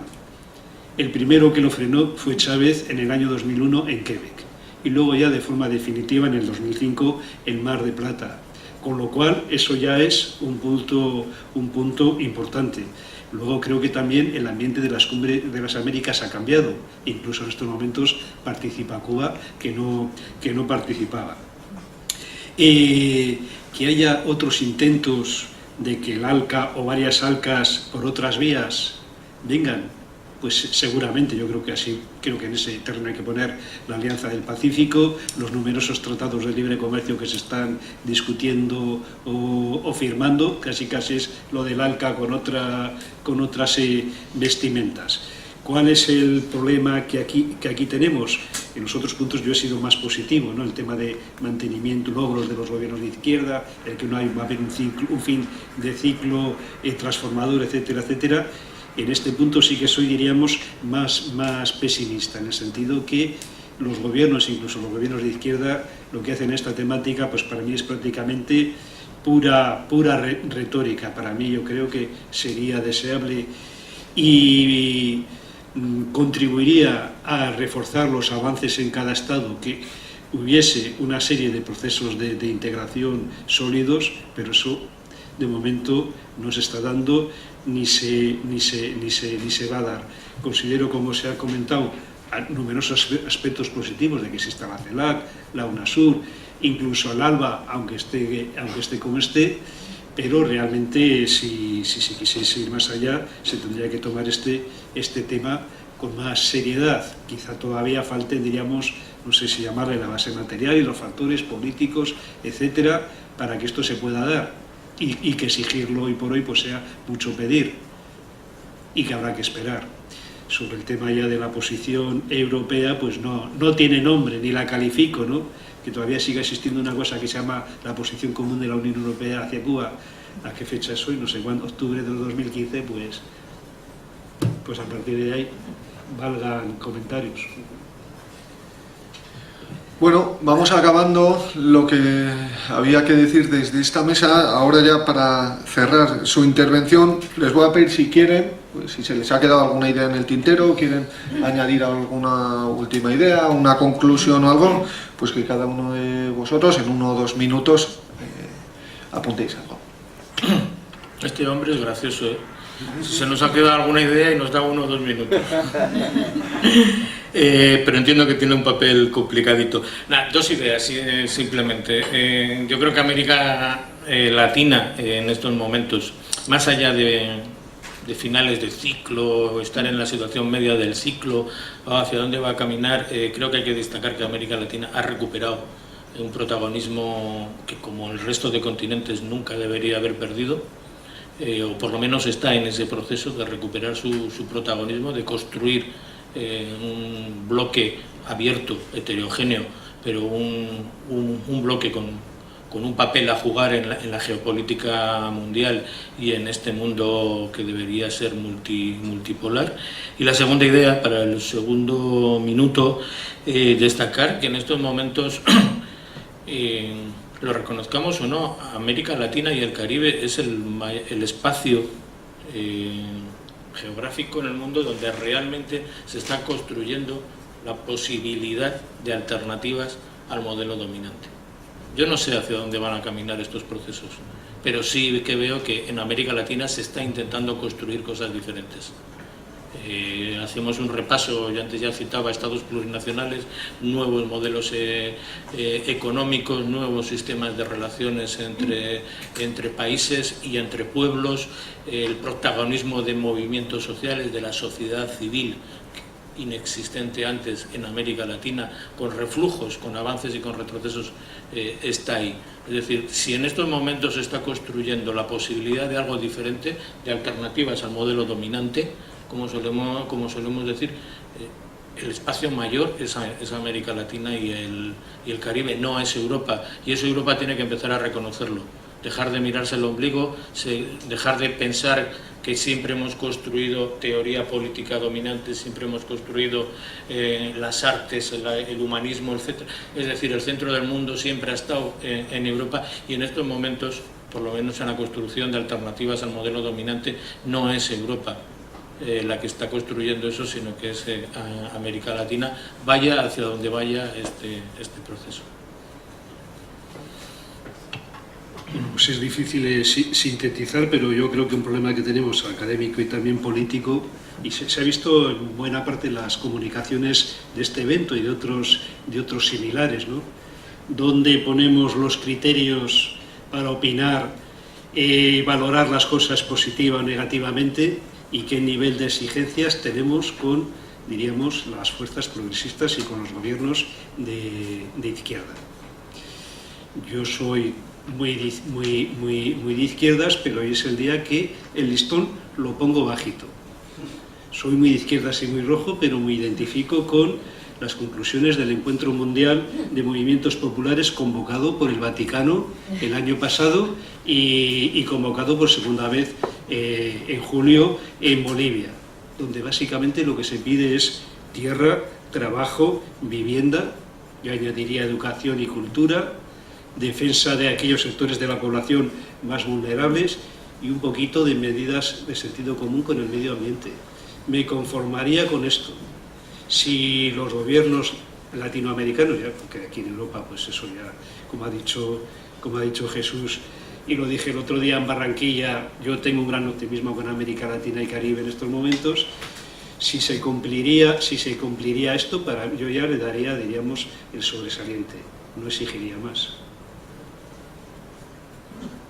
Sí, gracias. El Papa, no hemos hablado del Papa, que es una figura política, ¿no? Curioso, ¿no? Léense el discurso ante la Asamblea General de Naciones Unidas, lo hicimos el otro día, porque tuve un estudiante que quiso analizar el discurso del Papa. La negociación, ¿no? Cuba, Estados Unidos, quien fue el mediador, el Papa, ¿no? Hay en el discurso de Obama un agradecimiento al Papa. América Latina también como, ¿no?, mayor región católica, ¿no?, o digamos cristiana, ¿no?, porque hay muchos protestantes también, ¿no?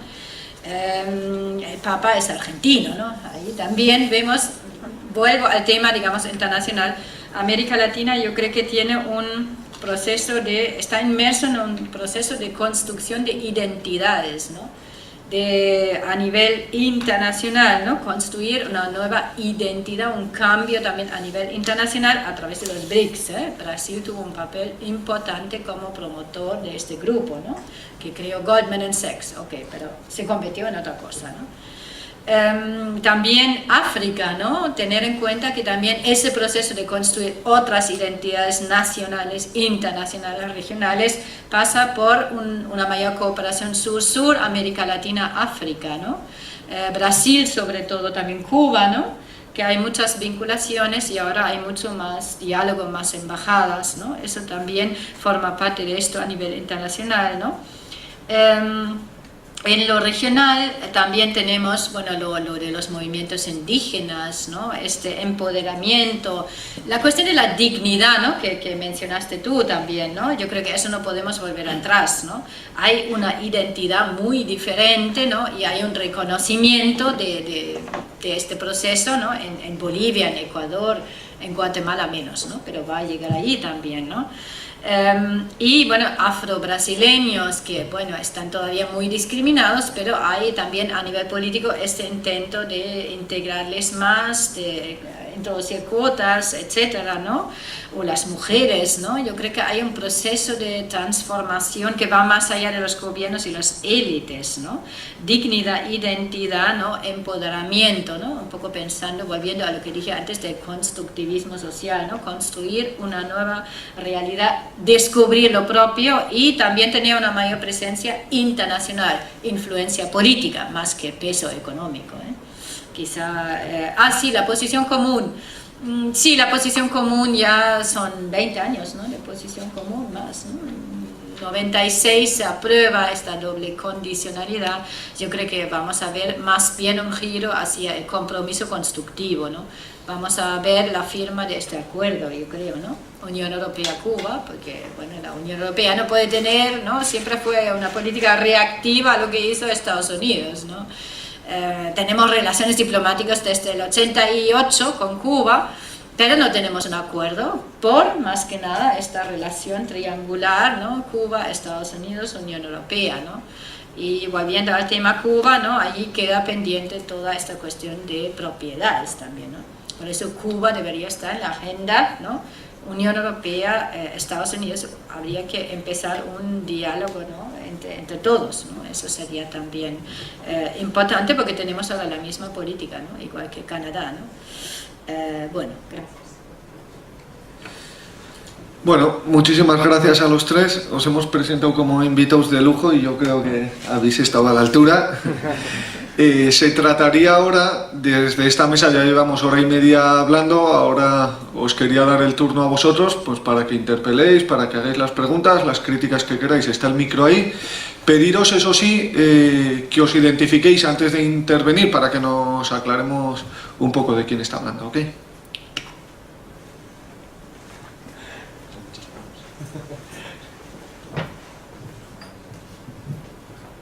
Opa, soy Arich, estudiante del Máster de Estudios Internacionales. Bueno, muchas cosas que comentar, pero me voy a centrar en dos fundamentalmente. Sobre Cuba, creo que el restablecimiento de las relaciones no trae un cambio real, porque ni se ha acabado el bloqueo, ni tampoco la intención de Estados Unidos de reavivar la revolución cubana. Entonces, mientras eso no termine, no va a haber un cambio real y simplemente es pura cosmética.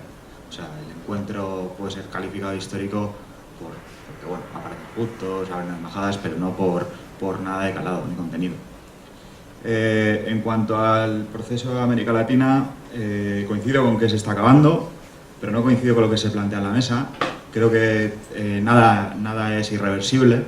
Creo que la pregunta que nos tenemos que hacer es si durante estos años se han creado la suficiente institucionalidad, procesos administrativos, en definitiva, organización, para aguantar la ola conservadora que viene. Soy un poco como, o sea, pienso un poco lo mismo que García Linera, ¿no? Aquello que dice que viene como oleadas y te tienes que agarrar a la piedra y se va la marea y tienes que aguantar hasta que vuelve la marea. ¿Hemos creado la suficiente organización para aguantar? Esa es la gran pregunta. Y sobre el postcapitalismo yo creo que ni de broma estamos hablando de eso. Hay que ser mucho más, mirar, como planteaba Alex, hay que mirar mucho más bajo. O sea, Brasil no está en este proceso de cambio, que es el que igual podría pues no sé, ¿no? Plantearse avanzar en ese sentido y no existe un liderazgo. La muerte de Chávez ha dejado sin liderazgo a América Latina. Era mi opinión, sin más, era contar mi libro y eso.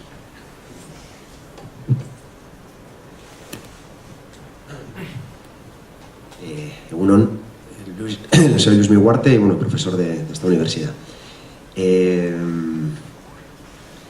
A mí uno de los temas que más me atrae, ¿no? Y así uno de los puntos que habéis abordado es el que va a ocurrir ahora, ¿no?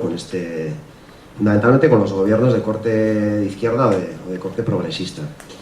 Y yo creo que hay un elemento clave que habría que reflexionar en torno a él, que es como muy crudo y muy, vamos a decir, material, ¿no? Más allá de que a veces hacemos análisis en función más del corazón o de lo que nos gustaría, de lo que luego realmente va a ocurrir o no va a ocurrir, ¿no? Y respecto al nuevo escenario que se puede abrir con respecto a estos gobiernos, yo creo que un elemento fundamental es, hasta ahora, todos los gobiernos de un corte más o menos de izquierda en América Latina han conseguido revertir en gran medida el sustrato neoliberal del modelo, porque ha habido un ingreso fiscal importante producto de que se ha captado un porcentaje importante de los ingresos a través de la renta internacional, producto de la venta de materias primas que han estado a unos precios muy elevados en la última década, ¿no? ¿Qué ocurre? Esto se ha terminado y lo estamos viendo prácticamente en los principales commodities que se venden a nivel internacional. Ha habido una caída, ¿no?, de los precios de las principales materias primas. Está además el factor China, que ha sido el principal comprador. China va a crecer ahora, parece ser, según las tendencias, a un porcentaje menor del 10%, que era un poco la media, ¿no?, de los últimos 25 años. Esto implica menor importación de esos productos que estaba vendiendo América Latina. El precio se ha reducido sustancialmente. Entonces, claro, lo que ocurre es que el Estado, en casi todos los países, ha tenido un volumen de ingresos importante que le ha permitido insuflar dinero para tener unas políticas sociales mucho más profundas, sin, en gran medida, entrar, digamos, en el conflicto clasista al interior de los países, ¿no?, que tiene que ver, por ejemplo, con reformas fiscales mucho más profundas. No estoy hablando de cuestiones ultrarradicales, sino de cuestiones que son clave en términos incluso reformistas, como es reforma del sistema fiscal, ¿no?, y el sistema tributario. Y es uno de los temas que yo creo que está ahí en el candelero.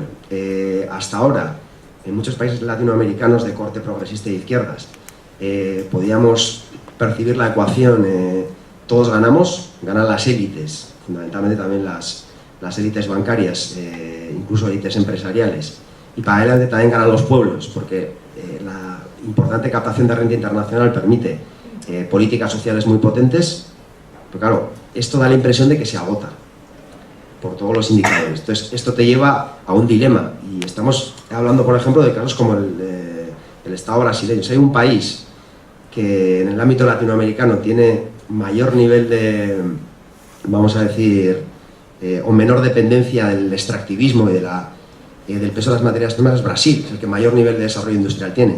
Y sin embargo tiene un problema grave en términos fiscales ahora. O sea, no entra tanta plata desde fuera y por lo tanto ahora tienen que empezar a aplicar una serie de recortes No es que el PT quiera aplicar los recortes, el problema es que si no entra tanta plata a nivel internacional, o aplicamos recortes o entramos en un conflicto con ciertas clases, élites económicas internas, y eso implica una reforma fiscal, o sea, una nueva manera de distribuir la renta interna, no la captación de la renta externa. Yo creo que es un tema clave, que está dando en todos los países, ¿no? Y que va a implicar que los gobiernos, más allá de llamarle ciclo o no llamar ciclo, que los gobiernos continúen o no, este tipo de gobiernos continúen o no en los poderes ejecutivos, porque las elecciones van a venir, ¿no?, en los próximos años. Yo creo que es un tema clave, no sé qué opinión tenéis al respecto, pero me parece que habría que abordarlo, ¿no? Igual que vayan contestando y luego hacemos las intervenciones. ¿La pregunta iba dirigida a alguien en concreto?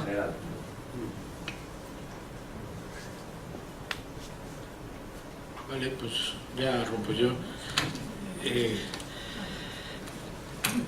No, vamos, respecto a la pregunta, yo estoy totalmente de acuerdo con lo que plantea Luismi, ¿no?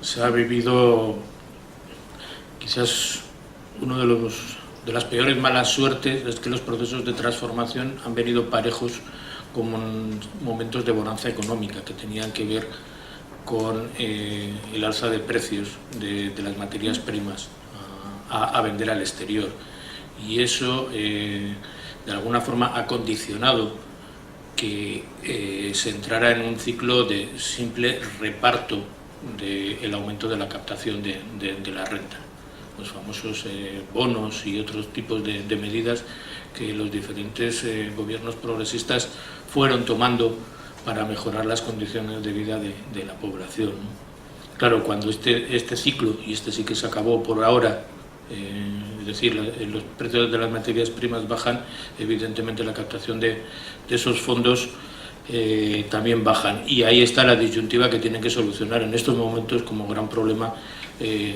los diferentes gobiernos. Si le entran a la reforma fiscal, y eso es entrarle directamente al poder económico de las élites, que tampoco necesariamente forzaría a la pérdida de ese poder, ¿no? Se pueden iniciar reformas fiscales que no alteraran la condición de élites económicas a estas, ¿no? Dependiendo de la progresividad de esas reformas fiscales, ¿no? Pero evidentemente esa es la disyuntiva que en estos momentos tienen la mayoría de los gobiernos si no quieren entrar en un ciclo de pérdidas de apoyo popular que hasta ahora han tenido de una forma bastante clara, ¿no? Respecto a la intervención anterior de Aritz, yo creo que sí que se han iniciado pasos para construir nueva institucionalidad, para construir organización, posiblemente pasos débiles y pasos cortos, pero también tenemos que tener en cuenta que lo que se tiene que construir, cuando yo en mis intervenciones hablaba de la posibilidad abierta de construir alternativas, rompamos un poco la visión europea. Al igual que yo decía, los ciclos integradores en América no tienen por qué calcar el ciclo integrador de la Unión Europea, que siempre como europeos y europeas tenemos en la cabeza. Aquí ocurre un poco lo mismo. Lo que se pretende en muchos casos, estos ciclos de transformación, es revertir décadas o siglos de un modelo dominante, que no simplemente es el modelo económico o el modelo político. Eso es relativamente fácil de cambiar. Las revoluciones en el siglo XX, la revolución soviética lo demostró de la noche a la mañana. Eso casi se puede revertir, ¿no? El problema aquí, y por ejemplo en países como Bolivia lo ven claro, otra cosa es que el proceso vaya hacia ahí, cuando hablan de la necesidad de entrar en procesos de descolonización y despatriarcalización. No estamos hablando de cambiar un ministerio y ahora llamarle Consejo Ciudadano de Economía o Consejo Ciudadano de la Salud. O sea, cambiar nombres no sirve de nada, pero construir nuevas institucionalidades cuando no tienes ningún referente, cuando no sabes hacia dónde ir, es algo muy difícil, y cuando tienes 200 años de vida republicana, 300 anteriores de colonia extranjera sobre tus espaldas. Y eso ha calado incluso en la psique colectiva de las organizaciones, de los movimientos sociales, y de todos estos procesos, ¿no? Con lo cual, lo que quiero decir no es que esto no se pueda cambiar, sino que debemos entender que son procesos de medio y de largo plazo. Y además, en paralelo, combatiendo cuestiones como todos los errores que se han cometido con esa dependencia del ciclo exportador de materias primas y los ataques que desde la otra parte estos procesos progresistas están sufriendo de una forma constante y continua, porque no es día a día donde se intenta socavar también, generar las condiciones en el mercado mundial o en la geopolítica internacional, las condiciones para que estos procesos fracasen.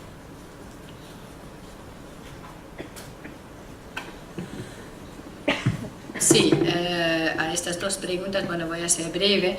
Cuba, un cambio cosmético, yo creo que no, yo creo que sí que es un cambio fundamental de política, me atrevo a decir. Porque, bueno, lo que cambia es sobre todo que se empieza a crear más confianza, ¿no? Porque se crea un diálogo, ¿no? Esto a nivel oficial, esto cambia un poco todo, Y hay mucha presión también de los empresarios a, digamos, ¿no? Nuevamente, de capitalismo, la expansión, entrar en el mercado cubano, ¿no? En cuanto a las organizaciones regionales, sí, no hay instituciones, ni nunca va a haber instituciones supranacionales, ¿no? Ni en el Mercosur, ni en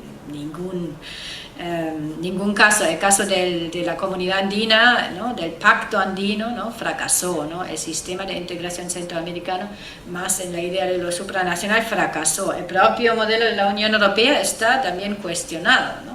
En ese momento, pues nadie iba a seguir el camino europeo, ¿no? Era adoptar una moneda común, ¿no?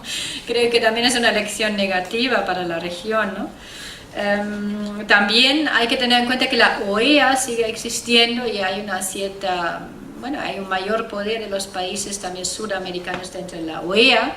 No siempre hay que desmantelar todo lo que hay, sino quizás se puede utilizar esto como una nueva relación con Estados Unidos para también reactivar la OEA bajo otro preámbulo, ¿no?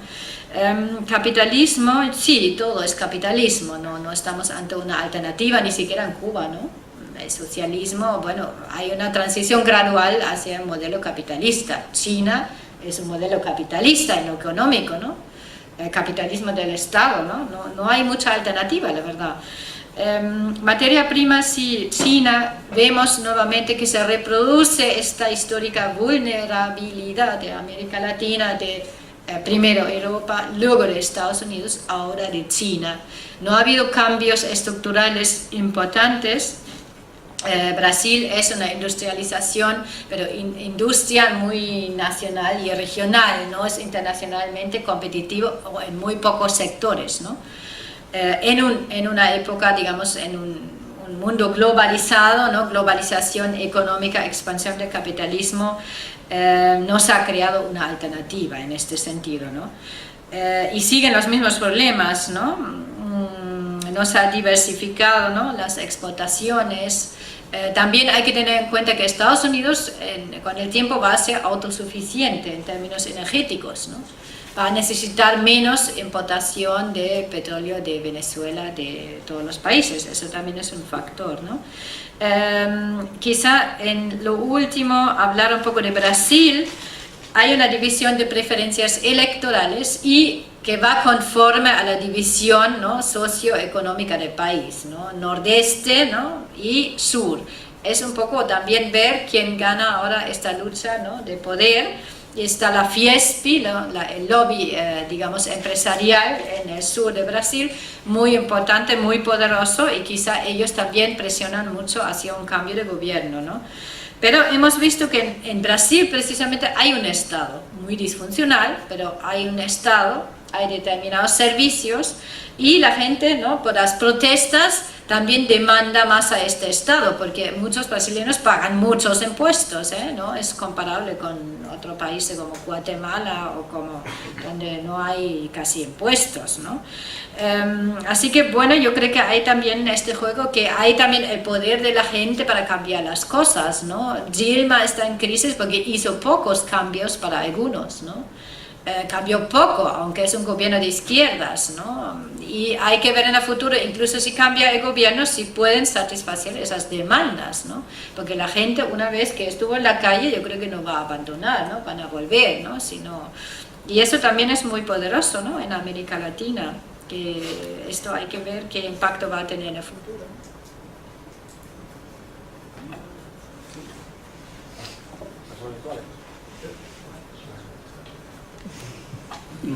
Intentaré ser breve. Yo creo que estamos entramos ya, diríamos, en materia y en problemas muy complicados, ¿no?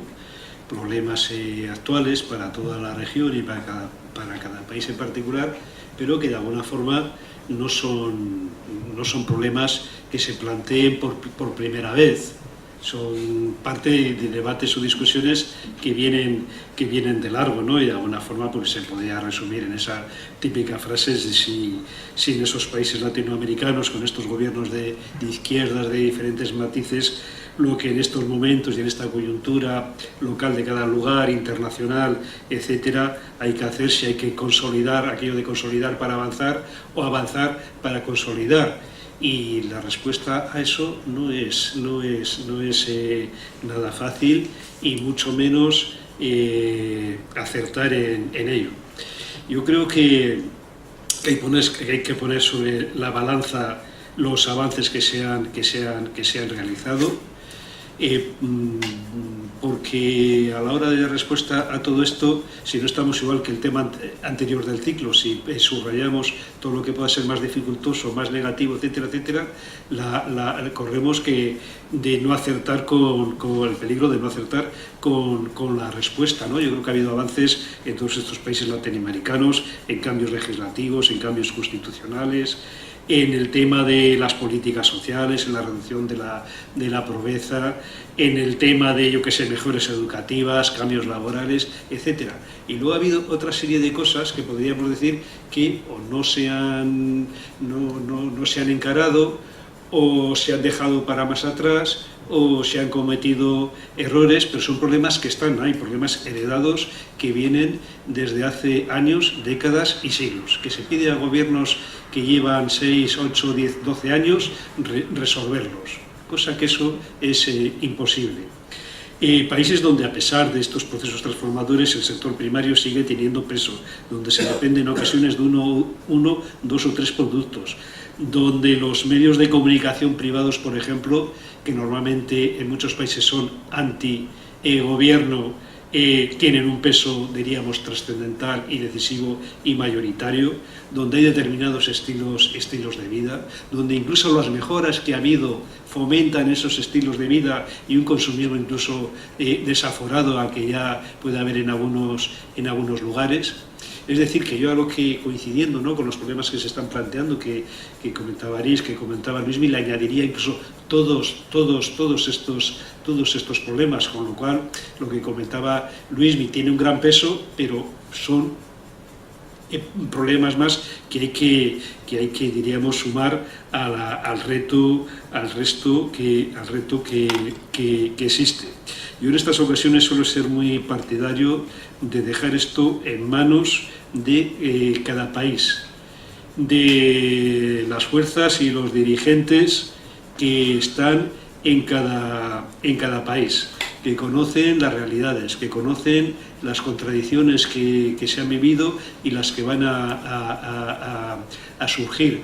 Suelo tender, y no es que sea una postura cómoda, a estar de acuerdo con todo el proceso que está realizando el Partido Comunista Cubano y Raúl Castro en Cuba. Soy absolutamente favorable a esos procesos de modificaciones. Cuando yo me encuentro con alguien que ha estado en plan turista por Cuba y me dice he venido totalmente desanimado de ese país y hay estos problemas, yo le digo, qué quieto parado, que yo te voy a añadir unos cuantos más, que voy todos los años, y además de los que tú dices que son los típicos problemas tontos de turista que ha estado 15 días allá, hay muchos más. Y si se está haciendo en Cuba, se ha aprobado esto de los lineamientos, es precisamente porque se está encarando esto de una forma, creo, pues precisa y yo siempre he dicho que soy absolutamente realista más que fidelista. A mí me gustan las cosas a ras del suelo, inmediatas, donde lo primero es lo primero, y bueno, la playa Queirón pues está muy bien en los libros de historia, pero no se puede vivir de eso.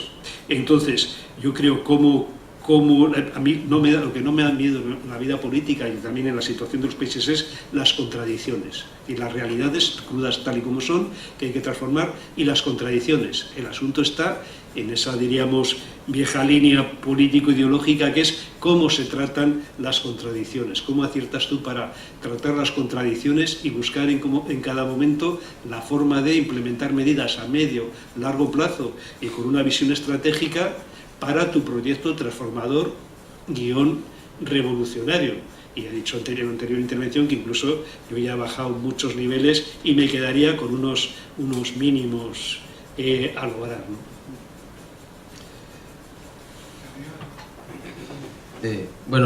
Me llamo Abdiel, soy de Panamá y estoy estudiando acá, también mi compañera. Hay muchas cosas que criticarles a estos gobiernos de izquierda, como por ejemplo el machismo de Correa, que ya la compañera hablamos de eso el primer día, y hay así muchas cosas que criticarle, pero bueno, esa no es mi función ahora mismo, porque hay personas que lo hacen mejor, como Carlos Alberto Montaner en CNN y Álvaro Vargas Llosa, por ejemplo, que critican muy bien a estos gobiernos. Bueno, ese no es mi punto ahora mismo. Más bien, como soy de Panamá, ver estos cambios desde Panamá. Por ejemplo, Panamá, y voy a hacer referencia a la primera intervención de los panelistas, que bueno, es muy interesante y es muy difícil hacer una pregunta porque todos los puntos han sido interesantes, pero basándome en esa primera intervención, yo creo que en las tres cosas que plantearon, en las tres cosas Panamá tiene mucho que ver. Primero, la política esa vecinal o del patio trasero. Panamá siempre ha sido fundamental para aplicar esa política vecinal. Lo otro es lo de la reubicación de las relaciones con Cuba. Es verdad lo que dice el compañero, era como una necesidad de una reubicación, y obviamente la cumbre fue en Panamá y ahí fue que se dio la reunión. Y los cambios son reales, no es que sean cosméticos, son reales, porque esa reunión no fue que Panamá invitó a Cuba, sino que eso lo negoció una canciller muy capaz que tenemos en Panamá con el gobierno de Estados Unidos para invitar a Cuba y que se diera entonces la reunión oficialmente. Otro aspecto que juega Panamá en un sentido negativo, que da resultados concretos de esa nueva etapa en la relación con Cuba, es que uno de los principales problemas de esta relación o inicio de conversaciones es Guantánamo. Es decir, qué hacer con los presos que están ahí. ¿Qué ocurre? En Panamá hay una cárcel de alta seguridad en un lugar que se llama Punta Coco, yo no sé dónde queda. En esa cárcel, que cuesta aproximadamente $40 millones, han metido algunos presos que supuestamente son de alta seguridad en Panamá. Pero ¿qué resulta? Que ahí opera el Comando Sur, y entonces documentos del Comando Sur, documentos desclasificados, cables de estos que suelen salir, están señalando que esa cárcel se construyó hace varios años y que ya está lista y que va a funcionar ahora, es para transferir los que están en Guantánamo a Panamá. ¿Para qué? Para así poder liberar la zona de Guantánamo y seguir con las conversaciones con Cuba. Es decir, no es algo cosmético, es algo que ya está dándose en el plano institucional, y bueno, y lamentablemente nosotros estamos, Panamá ahora va a ser el nuevo Guantánamo, pero bueno, esas son las cosas o los pesos que debemos cargar. La pregunta que le quería hacer en concreto, teniendo esto, el papel negativo de Panamá en esto, es ¿cuáles consideran que son los retos concretos? Para irme con una o dos ideas de eso que señala el título, los nuevos retos globales que tiene Latinoamérica. Y para terminar ya, que no puedo dejar de decirlo, creo que es verdad lo que dice el compañero, en Latinoamérica se están ensayando los cambios alternativos, no es acá en Europa. como en el caso, si nos vamos a los casos de los movimientos antisistémicos, los movimientos más avanzados del mundo están en América Latina. El EZLN es el movimiento más avanzado que hay de una alternativa. Lo único que, como lo planteé en mi intervención el lunes, no hay una conversación con estos gobiernos, sino que ellos son una autonomía muy pequeña. Está el MST, pero creo que en Latinoamérica se están ensayando las alternativas. Bueno, para irme con unas ideas, quería saber cuáles uno o dos puntos de estos retos globales a los que se debe enfrentar América Latina.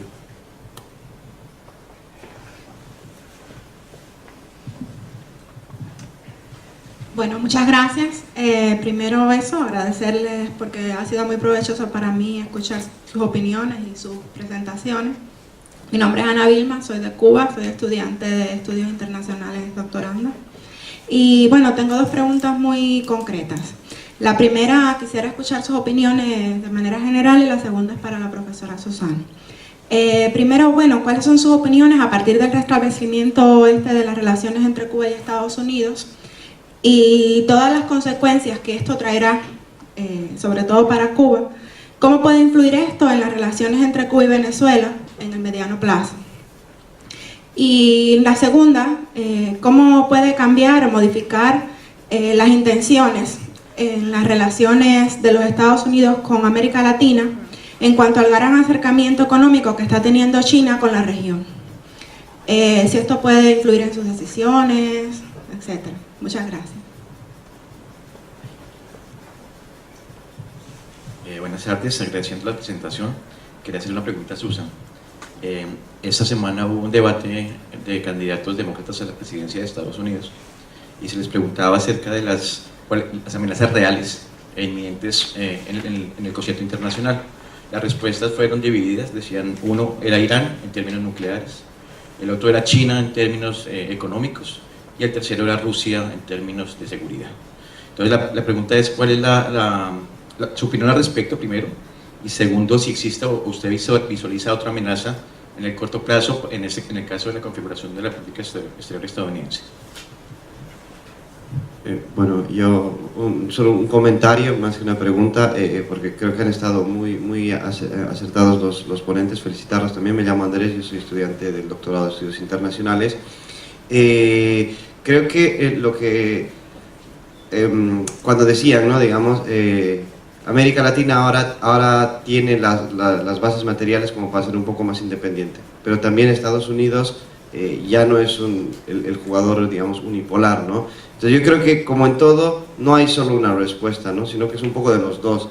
O sea, es un momento en el que Estados Unidos ha dejado de ser, digamos, el actor hegemónico, que también ha permitido que América Latina pues tenga más independencia respecto a su destino, por así decirlo, ¿no? Lo mismo con el tema de la GELAC, perdón, de la CEAL, ¿no? que comentaba la profesora Susan, el tema de que no surge para decirle a Estados Unidos y a Canadá no vengan, sino surge, digamos, del grupo contador, pero efectivamente en términos reales ha funcionado para hacer eso, porque yo lo he vivido en carne propia, y sacar una resolución conjunta, una declaración, digamos, en el marco de la OEA con Estados Unidos y Canadá es muy difícil, porque ejerce una presión absoluta, y se ve además cómo los agentes diplomáticos presionan no solamente, digamos, a nivel de Estados Unidos, sino presionan a través de los países con los que tienen más relación, por así decirlo, digamos, no se tomen a mal, pero digamos, por ejemplo, con Colombia, con México, con Perú, para que ellos también ejerzan de presión cuando se quieren sacar resoluciones conjuntas con temas, por ejemplo, como el derecho al agua o el derecho a la energía. O sea, cosas sencillas, ni siquiera estamos diciendo estamos en contra del capitalismo, ¿no? Entonces, eso de decir que no hay solo una respuesta, sino que son varias cosas, ¿no? Que al final, digamos, configuran escenarios.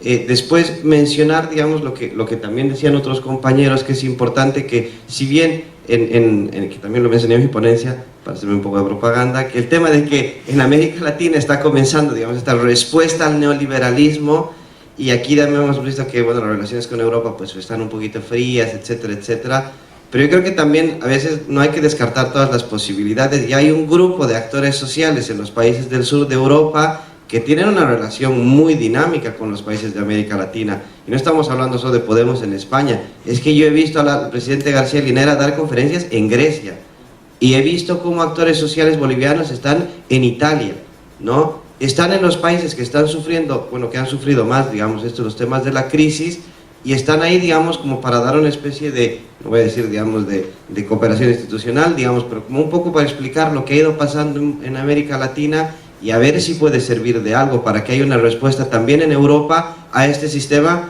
que ni siquiera, bueno, que es absolutamente macabro, y además que ya no estamos diciendo una cosa que yo creo que tiene que quedar claro, porque a veces yo creo que se nos va un poco en la experimentación, que no es que son países, como decían aquí, que han intentado cambiar el capitalismo, sino un poquito, ¿cómo se llama?, avanzar en el lastre que había dejado el neoliberalismo en la época de los 80 y 90, ¿no? Cosas como de sentido común, como decía Alex.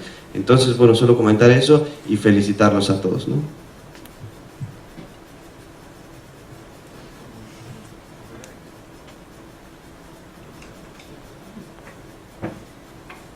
Bueno, son muchas preguntas y tenemos 10 minutos, ¿no? ¿O cuánto? Sí, salvo 10 minutos. tenemos un poco más, pero... No, yo creo que no hace falta.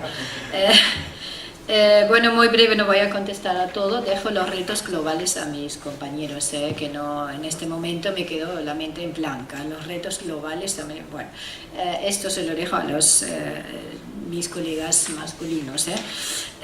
Cuba, Venezuela, bueno, esa es la gran incógnita, ¿qué pasará con esto, no? Con el ALBA, con la